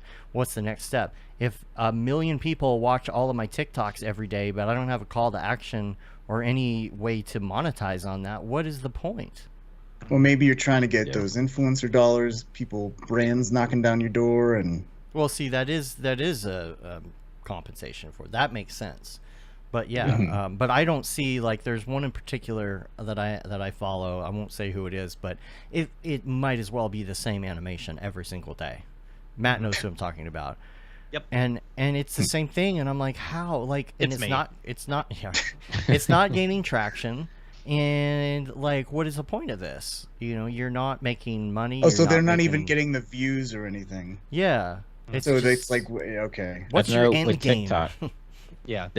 with TikTok algorithm, they tell people like the more frequently you post, the higher the chance you will have of gaining an audience. And I guess their algorithm kind of caters towards people that are more frequently posting as to people that kind of take their time and at least try to make the video look nice. So I can see that being the reason, like, hey, we just need to continuously keep pumping out videos because we want to catch wind of the algorithm and hopefully pull in the audience rather Right. than I want to take my time and create something cool and unique every time, and maybe only 5 people are going to see it each time I Yeah. upload it. Story of my life.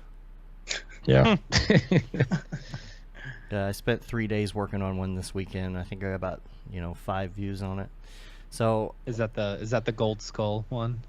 the gold sky for that was funny. So on Friday we were sitting on Discord and I needed a skull for something, and I brought it into C4D, and we were talking about NFT skull renders. It's always a gold skull. Talking about how cliche it is, and I'm like, let's see how fast I can do this, and I made like a render in like 10 minutes, but then I did a Instagram reel on it, and it was like only 4 million ETH. Buy now. I forget what I called it. Like Rug Pull 9000 was the name. Yeah. Of it. Yeah. Yeah. Yeah, that's super, but it's super cliche though. That's the cliche. That's what people think when they think NFTs. You know, so how do you get rid of that stigma attached to that, and how do you bring this It's into just your got to normal become a life? part of everyday life, Yeah. you know, as just something. It's got to be the same as someone selling prints, you know, an Right. artist selling prints. If you can make it easy to where it's like, okay, here's some work that I've got for sale. If you want to purchase one, you can, Yeah. you know, add it to your Yeah. wallet. That makes it that easy, you know. Well, that's what I was gonna say. Once you can get off these main platforms and just have your own website, and you have it, it's just like you're selling posters on your website, right? Yep. Like then you have your own. You've built your brand following, just like Grayscale Gorilla or whatever. They got their own store. They're not doing it through crypto.com or whatever. Like I think that's when, you know, because right now it's like you have these platforms picking the win, like choosing the winners and losers. Like they are the gatekeepers, and even though NFTs is all about no gatekeepers, that's bullshit. It's all about gatekeepers. Right. Yeah. Exactly. And it's not I mean, it's democratizing in the sense of like, yes, technically anyone can make money, but we all know that's not the case. Like there's a fee to even mint something. Yeah. And if you never sell, like good luck getting that money back. Like you just Yeah, lost you won't. money just putting stuff up for sale. So, and that's something that the market needs to figure out too, as far as like, you know, ETH is the main I really game in enjoyed town. the days. Yeah. Like I never participated, but I enjoyed the days, the early days when Hick and Yuck was around and everyone was pricing their stuff for, you know, small amounts of money or whatever, and you were able to trade and sell, you know, the different pieces of art from all your friends and Like stuff. artist trading I want to cards, see. yeah. Yeah, that's what I want to see. That's what I want to see it go back to. You know. And I mean, it's still there. I think the funny part is, it's like what killed it is the main guy was like, "Yeah, F it, I'm done." People, too many people commenting on how shitty the website looked, which is like, it's kind of shitty, dude. Like, Yeah. It's Yeah. bad. but I mean, that's the thing where it's like you have like all of these sites are run by these tech bros that if you rub them the wrong way, they're just gonna be like, "F it, I'm out." Right. Yeah. And now the new thing of the year is like I'll always think of 2021, like February 2021, the Get Nifty days when you know it had already been blowing up, but that's when it really like hit, and all of 2021 was NFTs, and now it feels like 2022 is the year of AI. Yeah. Oh yeah, What's 2023 gonna be? We're Everyone almost Everyone there. losing their jobs to AI. Monkeypox. Yeah. Yeah, the year of No. Winbush. It's There the you year go. of Winbush. That's right. I like that. That's right. The year of what up? Well, I would love to bring photogrammetry to the forefront. So that's something that I've been into lately. I think is really cool. Photogrammetry and motion capture, I think, have been my two biggest, or my two newest hobbies, I guess you could say, because I think that's cool. Especially working with a lot of like top tier artists and celebrities and stuff. Is like a lot of times they have these different things from their performances or, you know, like artifacts and stuff like that. So I'm like, it'd be cool to do photogrammetry work to kind of capture this stuff and always have like a direct duplicate of it in 3D rather than trying to like model it. It's like, why not have like the true real life object and, you know, just photo scan it in 3D. So that's been some of the stuff that I've been on lately. That's been consuming a lot of my time, just trying to perfect that style, you know? Yeah, I talked about it on the show last week, doing a little photogrammetry with the app, Polycam Oh, or yeah. whatever. That's what Corridor was using. Yeah, but not the LiDAR version, the actual photo paid version, because it's just it's really good. And motion capture is getting better. You know, there's still kind of a barrier to entry. You know, you've got cost, and you know you've just got the tech side of it that can be a little wonky, no matter what suit you're using. Like, isn't it incredible that a majority of a lot of art that has animated characters in it is all from a site. Yeah, it's all from Mixamo that hasn't been updated since. Yeah, I know they need an update on that. I wish that's insane to Maxon me. bought Like everyone's Mixamo. still drawn from that well. Yeah.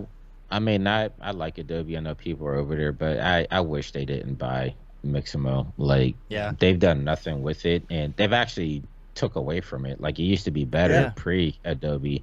You could do quads, so you could do like dogs and horses and stuff like that with motion capture, and you can actually string out animations all within Mixamo back in the day. Everything was game ready because I was doing Unity stuff back then, so you can actually take your characters in Mixamo, bring them directly to Unity, and have them ready to play. So I don't know why Adobe stripped everything out, but it's a lot. It's in a worse state now than it was pre-Adobe acquisition.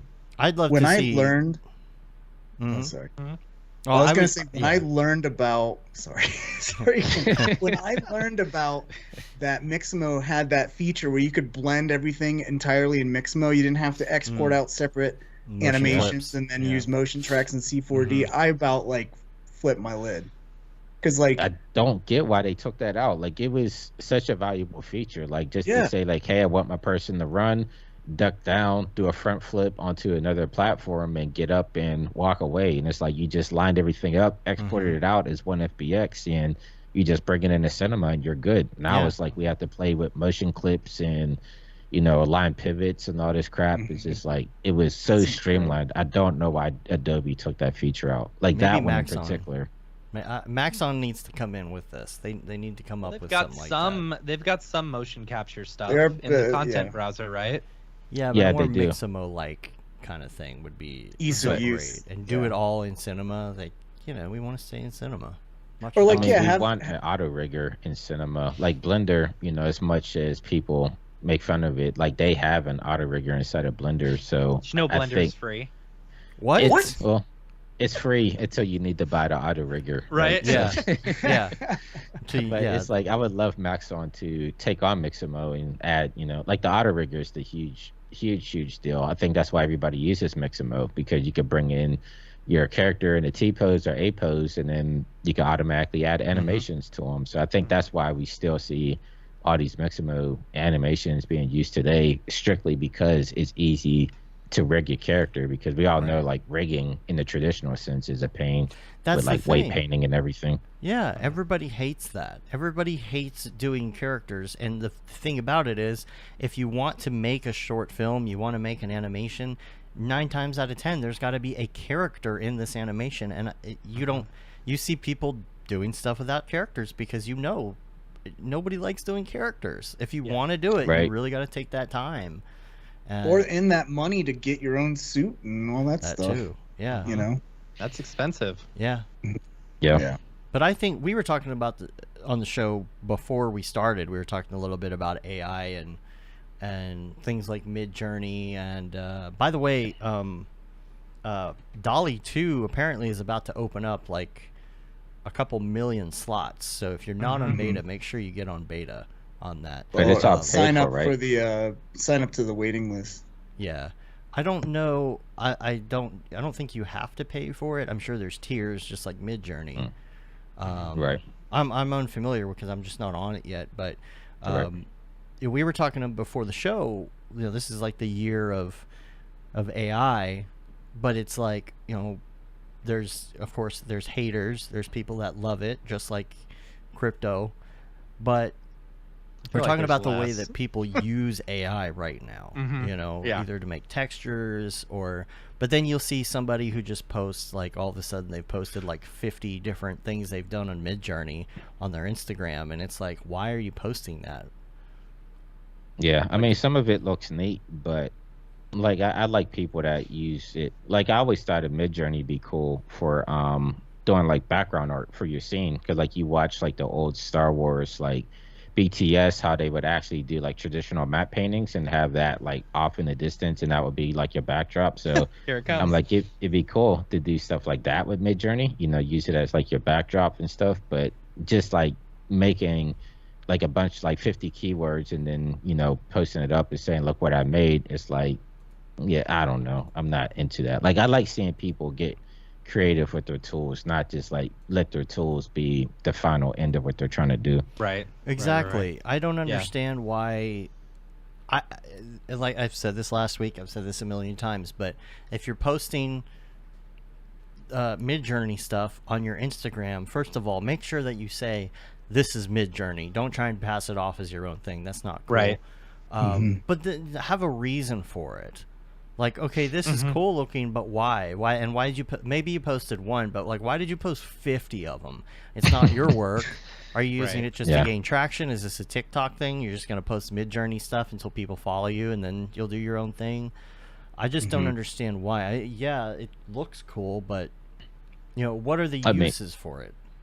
There is one cool thing Don Allen had did. I can't remember if it was Midjourney or Dolly, but he used one of the two programs to create a character, like almost like concept art or whatever.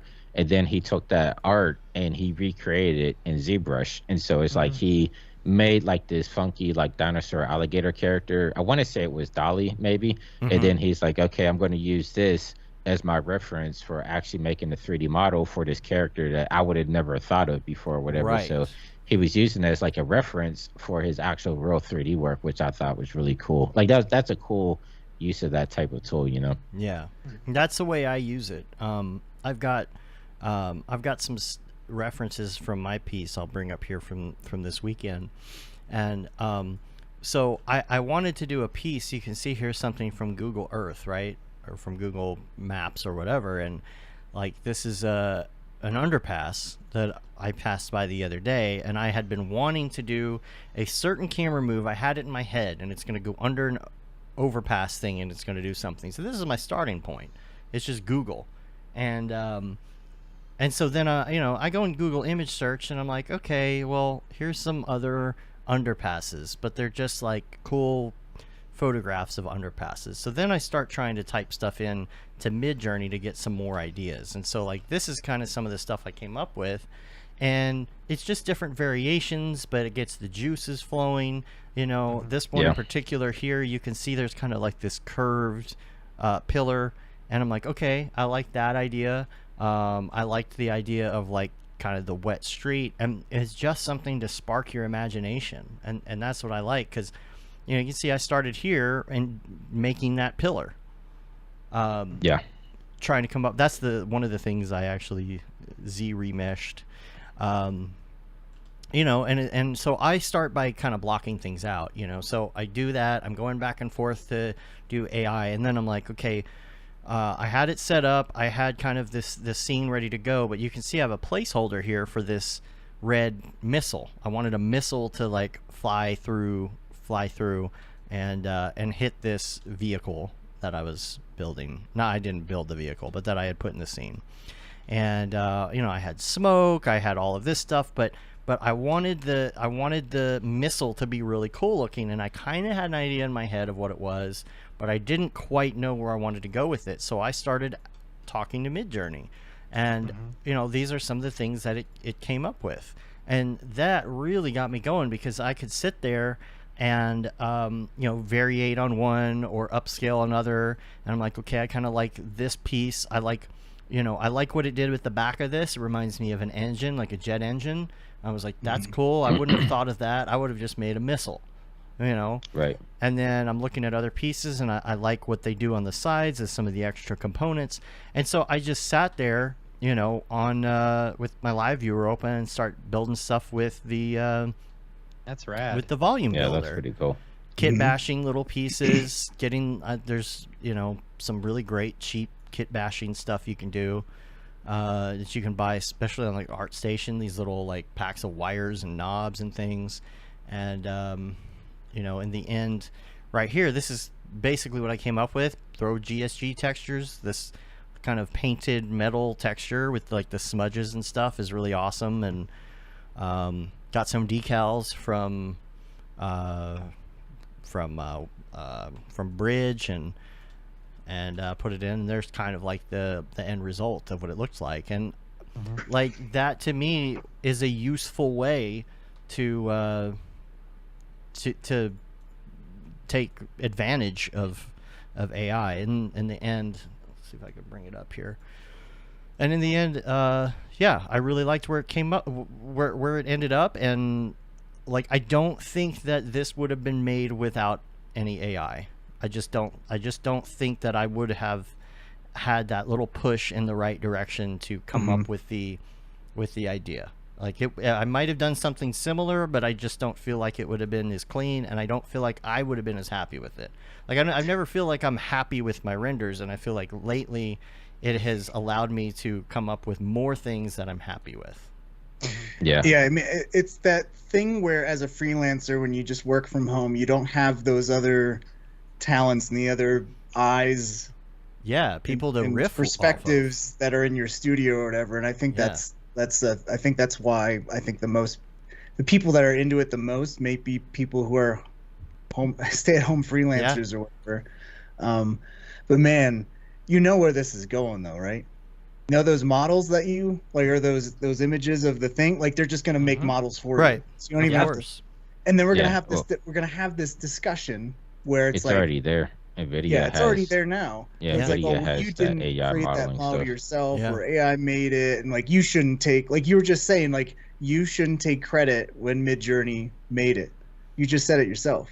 But there's that line, right? Right. Where it's like, well, no, I did help create it because it was my words, it was my vision, my art direction. So Right. at what point is like your art directing the AI? Well, it's like saying, "Oh, you didn't create that scene because you bought that Kit bash, that tank off of ArtStation." It's like which people so. say, yeah, there's the holier than thou I discussion. mean, that's that happening. happened with NFTs recently, right? When that guy bought that chair from Yeah. like Turbo Squid, and Oh, then he right, uploaded yeah. it to Did nothing to Nifty. it. Yeah, he just took that model and rendered it out and put it up on Nifty, and people caught him out on it. Like, dude, you did nothing with this model at all. But like, I don't know. I have no problem with kit bashing. Like, I feel like when you kit bash, it's almost like playing with Legos, and you're taking these different objects and you're making it your own. Like, you're not just like You're taking telling a a scene story. from like kit bash and just take like the sample scene and rendering it and saying like, hey, look what I made, when all you did was hit render. I feel like when you're kit bashing, at least you're putting pieces together and, you know, manipulating the textures even, or, you know, like doing different things to it. And that's why I think whenever, because I was actually looking into like the NVIDIA modeler tool, because that's really interesting. Like, you're giving it AI prompts and it's making 3D models. But, well, I guess people will do it. But I know, like, for me, I would use that 3D model as a part of something I'm building. Like, I probably wouldn't just make, you know, take the 3D model, render it, and say like, hey, look what I made. Like, I would use Right. it as a piece inside your set piece there, which I think is really powerful, especially in studio settings where, you know, I don't want to say you're taking away jobs from modelers, but maybe it's helping, giving them like a set off point. Like, hey, you have this base model, now you can kind of expand on it. So it's kind of making their job a little bit easier rather than starting from, you know, your scratch sphere. Now you have an actual Right. base that you kind of build from. It's like, yeah, oh, you didn't make that model. It's not real art. Oh, you didn't design your 3D program from scratch with machine code. Oh, you're not a real modeler. You know, James in the chat, you know, talking about Andy Warhol. They said you didn't make art because he used a machine. That's the thing. It's just tools. That's all it is. It's just tools, and the soul comes from the artist. That's what it comes down to. The soul doesn't come from AI. Sorry, AI doesn't have a soul. Not yet, anyway. It So- will if you play that Stray game. That's what Stray's all about.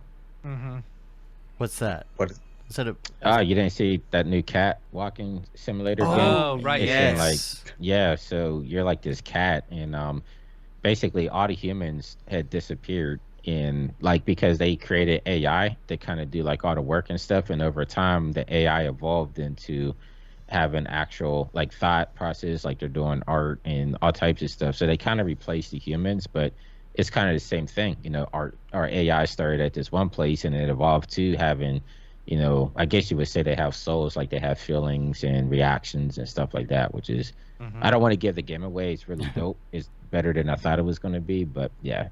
Didn't some Similar. guy quit or get on paid leave or something at Google because he was Yeah. like, this AI has a soul or whatever? Yeah. It's like- okay.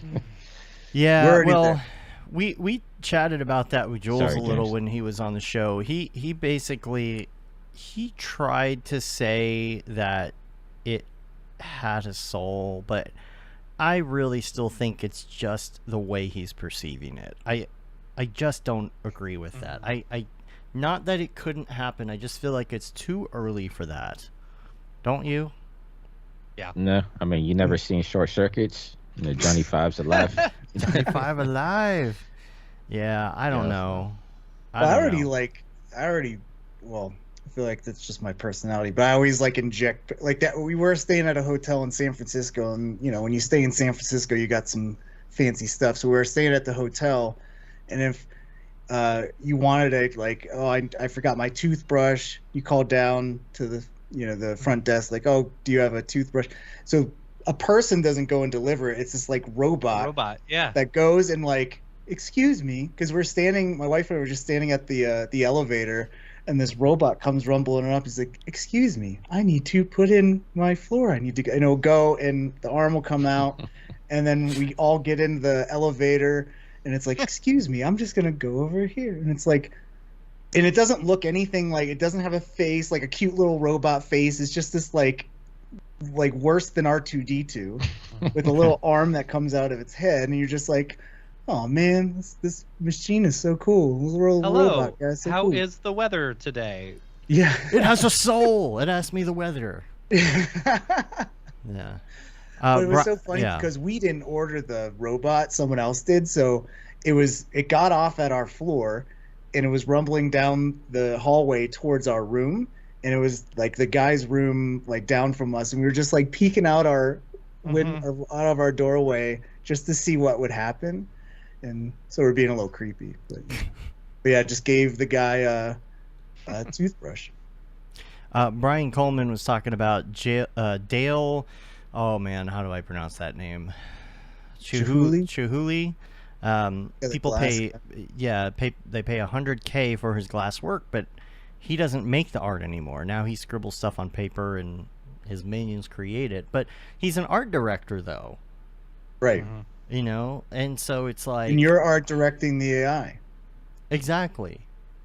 You're still art directing. You still have to have a soul. Someone still has to run it. You know. Well, yeah. This, John Lepore, he did an article for us at School of Motion. He did it after I saw his thoughts on Twitter about AI, and he's like, you know, it's not a mistake that some of the best AI art that you're seeing is coming from artists who are also creating amazing artwork, just because you have that vocabulary, you have that vision, you can describe things well, you have a good eye for design and lighting, and you know cinematography terms, so it's like 3/4 angle, blah blah blah. Like you can really get exactly what you want. And I think that's the thing that made me like kind of internalize that the most, where it's like, man, I don't think I'm the best. Like if I was an art director, I would not be good at it because I don't have all that vocab. I don't know how to describe things to that kind of minutia of detail that. I feel like you do. No, I mean like the vocabulary of like, okay, we need rim lighting on this. Like you have to know what all those terms are. Like not just anyone can show up. And that's the thing. Not anyone can just show up and create like really cool stuff on Midjourney. Like you can see how much Midjourney shit looks exactly the same. But then you have like Thanos, who makes something like completely different than anyone else's because he knows how to, like, he's an amazing artist. And he knows the secret sauce. And knowing different art techniques and stuff, and like saying in the style of blah blah blah. And you have to know your art history too, and all the influences, and you know. It's an art in itself, and it's just right now it's more of kind of like a glorified Google image search for your artboards. That's really it's all Pinterest, it is. But like a lot more control. Exactly. I like that. I like that idea. Because I've done the same thing before to get influences from, you know, and ideas from Google image search, but it's not bringing up like the stuff that you really have in your head. This gets closer to what's in your head. Right. Yeah. For the record, I'm not anti-AI at all. Like, I'm still really interested in AI motion capture because that's been a thing for the past couple of years. Like, it's pretty rudimentary right now. I can't think of the names off the top of the head that are doing it, but it's getting a lot better. Like, I've seen a company that you can even take like webcam footage as long as your full body in the video, you upload the footage, and then it sends you an FBX of the motion capture, and it's pretty good. Like, it's getting to the day that we won't even need the mocap suits, even though as cool as they are. Who wants to keep strapping up in the suit every time you want to just get like a simple animation done? Right. So that's where I could see motion capture AI really, really, being beneficial, especially for a lot of artists that can't afford motion capture suits because they are pretty pricey. But They are. I think once we get there, then we're going to see less mix-and-mode dances and more custom AI mocap dances going on. Yeah. Yeah. Well, do we have anything else we want to go over or talk about today? We've gone almost 2 hours, surprisingly. Yeah, no, just I think just today I was seeing James Ramirez, Fred Pixels. He said that there was an update to Midjourney today. Oh, really? That if you go to their announcements page today, they added a new algorithm for Imagine, a new upscaler, significantly less distortion and artifacts. See, we're pushing these changes at the new default as we hone on our final version 3 beta. There's new algorithms, 2 important new arguments: stylize and quality. Quality. Oh, You can set okay. the Yeah, so you quality can to set the quality stylized 5. argument, sets how strong a stylization your image 2 has. times slower and 2 times the price. Yeah. So yeah, you can stylize as much or as little as you want. You can also up the quality, so more detailed results. 2 times slower, 2 times the price, like Matt said. And then there's one where the quality is 5, and it's 5 minutes per image. So Wow. yeah, see 5 what minutes per image. Because right now it's 1 minute, right? yeah. Yeah. Oh, that was the other thing is, and I don't know how that went. It was on July 11th. They actually opened up the Opened beta it up. to everyone. Yeah. I think So- that was only for a limited time, right? Yeah, I think they were just trying to see how their servers would do under heavy load. They've got this up right now on their Twitter. You can check it out. Testing our V3 image generation algorithms. So they've got quite a few. I guess this is the new, more detailed style or whatever. I don't know. I'm gonna have to play with it. That's the version 5. Less I was just artifacts looking for at it. sure. Yeah. Yeah. Yeah, that's one thing. Distortion and artifacts are pretty high. You saw in the stuff I was showing, and that's why I always compared it to a dream. Yeah. It's like, here's the dream version of Very what I want. surrealist. Yeah. And that's I something mean, there's Dolly still a 2 lot is of good weird at. stuff going on. Yeah. But Dolly 2, gosh, have you seen the stuff Dolly 2 is doing? It's Dolly 2 is incredible. We can actually input stuff in a dolly, right? Like you Yeah. gotta start off with a reference image and put that I in. think to get you a good can kickoff start off point. with a can do reference that. image here can in do that. Midjourney as well. The only Oh, thing can is, you? Okay. I think I don't know if you can add stuff to it, Mm-hmm. if I'm not mistaken. You just, From what it looks like in Dolly 2, you have to import the actual size, but you make it smaller and you make it a transparent image around it, and then you say riff off of that. I wonder if you could do that in Midjourney. Because you saw the Google image that I had originally of that overpass, right? I would like to take that overpass and say, just like this, except Octane style with backlit, and it's at night, and then it's the same image. It makes the same image, but makes the more cool version of it, right? Something else that just came to mind, Matt, was a TikTok that you sent me last night, and it was from that super smart science dude on TikTok who talks about Hank space Green? and everything else. I forget the guy's name. Hank Green? Is that his? I don't know. I don't know. It's the one talking about the images, how they evolve between 3D and 2D. Oh, that phenomenon. Yeah. That one was cool, yeah. It's something that Dolly 2 does, I believe, and it's where if you start running an image, what they were doing was running an image through AI and then saying expand upon this image, and then when that image is done, expand upon that image, and so far, and just keep going, right? And so what happens is as this 3D style goes, it gets more and more abstract through AI to the point where it realizes it interprets it as a two-dimensional image, like some sort of abstract art. And so as it's going, it thinks, oh, must be like a piece of toonish art or something flat 2D. So I'm going to put a frame around it because it's like a piece of wall art. And then as that happens, it starts realizing it's a frame, and it turns the frame into 3D, and then the thing inside the frame, it turns that into 3D in the end, and then it turns back into 2D after that, more abstract. And it's this loop, this weird AI loop cycle thing that happens. So Have you guys ever seen EB Synth? I have. I think That's cool. it's like one of the old school, like before AI was cool, but that's the type of stuff that I'm more into. I'm going to put the website in the chat in case you want to pull it up, Dave, but it's like, it's AI, but it's all animated. So basically, like, you would paint your first frame of your animation, and however you paint that first frame, it translates that to the rest of your animation, which I've seen some people do some really, really cool stuff in 3D with, like, there was a guy, he did like an Octane tutorial, and he had like this really cool beach scene with like this beach buggy, and like he had like his like a generic render because he took the first frame, brought it into Photoshop, like really stylized it, painted it out, and then fed that first frame that he painted out along with the generic animation into EB Synth, and it made his entire animation look like that one frame, which I think is really, really dope into if you want to make like stylized AI work. But I mean, this is the type of stuff that I dig more than, you know, like the Midjourney and Dolly, if I'm gonna be honest, just because it's across, you know, a timeline. I think it's cooler seeing the animation rather than just a bunch of stills. It's something I'd like to try. I've got a piece that I've been working on that like is kind of painted looking, and it's like, well, how can I make this? I kind of want to purposely make it look like painted, but kind of almost like AI, almost like it was made by AI, and I feel like that's probably a good starting point. Yeah.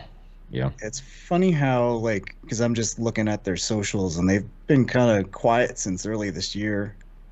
Yeah, they've been out for years, because I remember somebody actually did like a 3D version of Rick Sanchez from Rick and Morty. Like they took like a 3D model, and then they took like an image of Rick, like a close-up image from Rick and Morty, and then they plugged it in there, and it actually made the 3D model look like Rick. Like, it was really, really dope. But that must have been maybe like 2 years ago, maybe.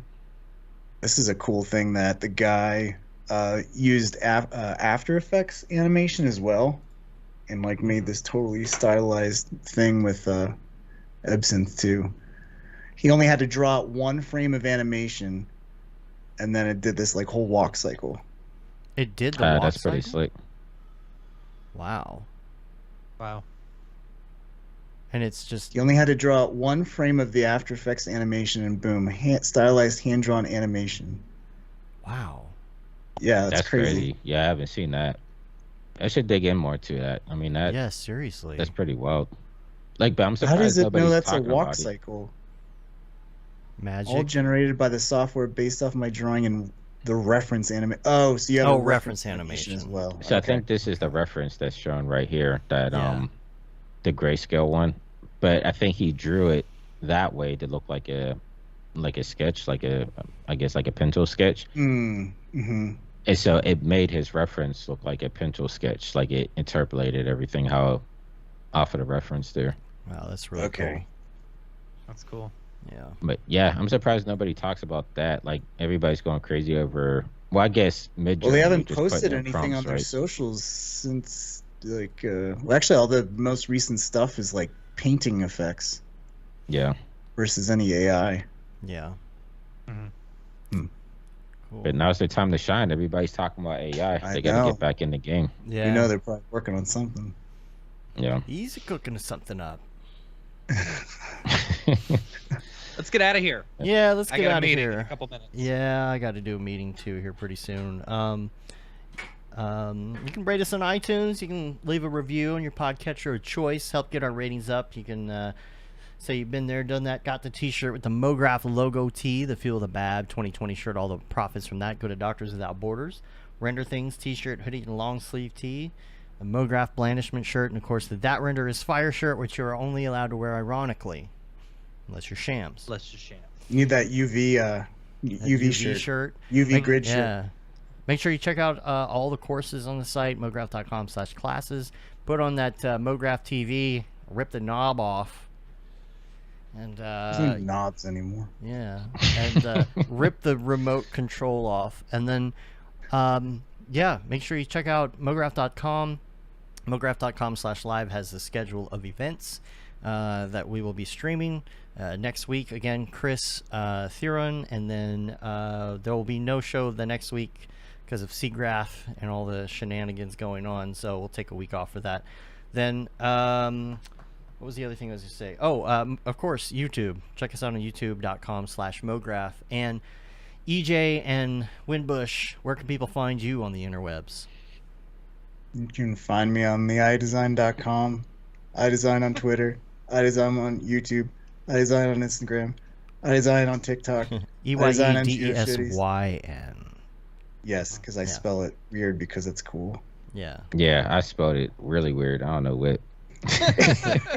I can never spell your name. Yeah, on our announcement video. Yeah, but check out on either mine or Winbush's YouTube channels, because we're going to be posting a lot of stuff about the Unreal Challenge, the hashtag PugForest Challenge. Like I said, I'm going to drop a tutorial tomorrow. That is that 2-hour-long visual podcast. And then Winbush already has a tutorial on a shorter tutorial on how to just step-by-step make the forest scene, and of course he's got little. I think you're doing you're doing some like toon effects now too, Winbush. Yeah, I've been talking to that developer. I did a tutorial the other day on how to get like a noir looking comic book style in real time in Unreal with the playground. Yeah, that one is really dope. There's another guy, he created like a toon shader for Unreal Engine 4 and 5, which is really dope. So I've been going back and forth with him on Twitter and figuring that out, and probably do a tutorial on that as well, because toon shading is something I think is really dope ever since like Wind Waker back in the day. So always been a big fan of that style. So looking for that tutorial to come next. And then I might do another stream on Wednesday, depending if I could talk to you beforehand, Dave, because that last one was kind of janky. So we'll see what happens on this Wednesday. But yeah, you can just find me on youtube.com/Jonathan Winbush. That's where I send most people to. Like, you can find me on Twitter and Instagram, but I turned off all the DMs just because it's crazy out in these streets. And so, yeah, just go to YouTube. Cool. All right. I guess that about wraps it up. So we're going to get out of here. Till next time, I'm Dave. And I'm Matt. And I'm me, EJ. And I'm Winbush. Have a good one. What up? Later, yo. Well, goodbye. Bye. Goodbye. Mahalo. I'll see you all at Seagraph, except for Matt. Whatever.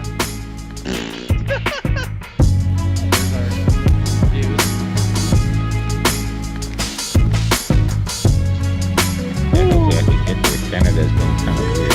Like, what time are you leaving? Like, wait, the exact time, with your flight number, when you land. Yeah. When you going back You can't home. even put that stuff in until a few days before your flight. Yeah, I can't even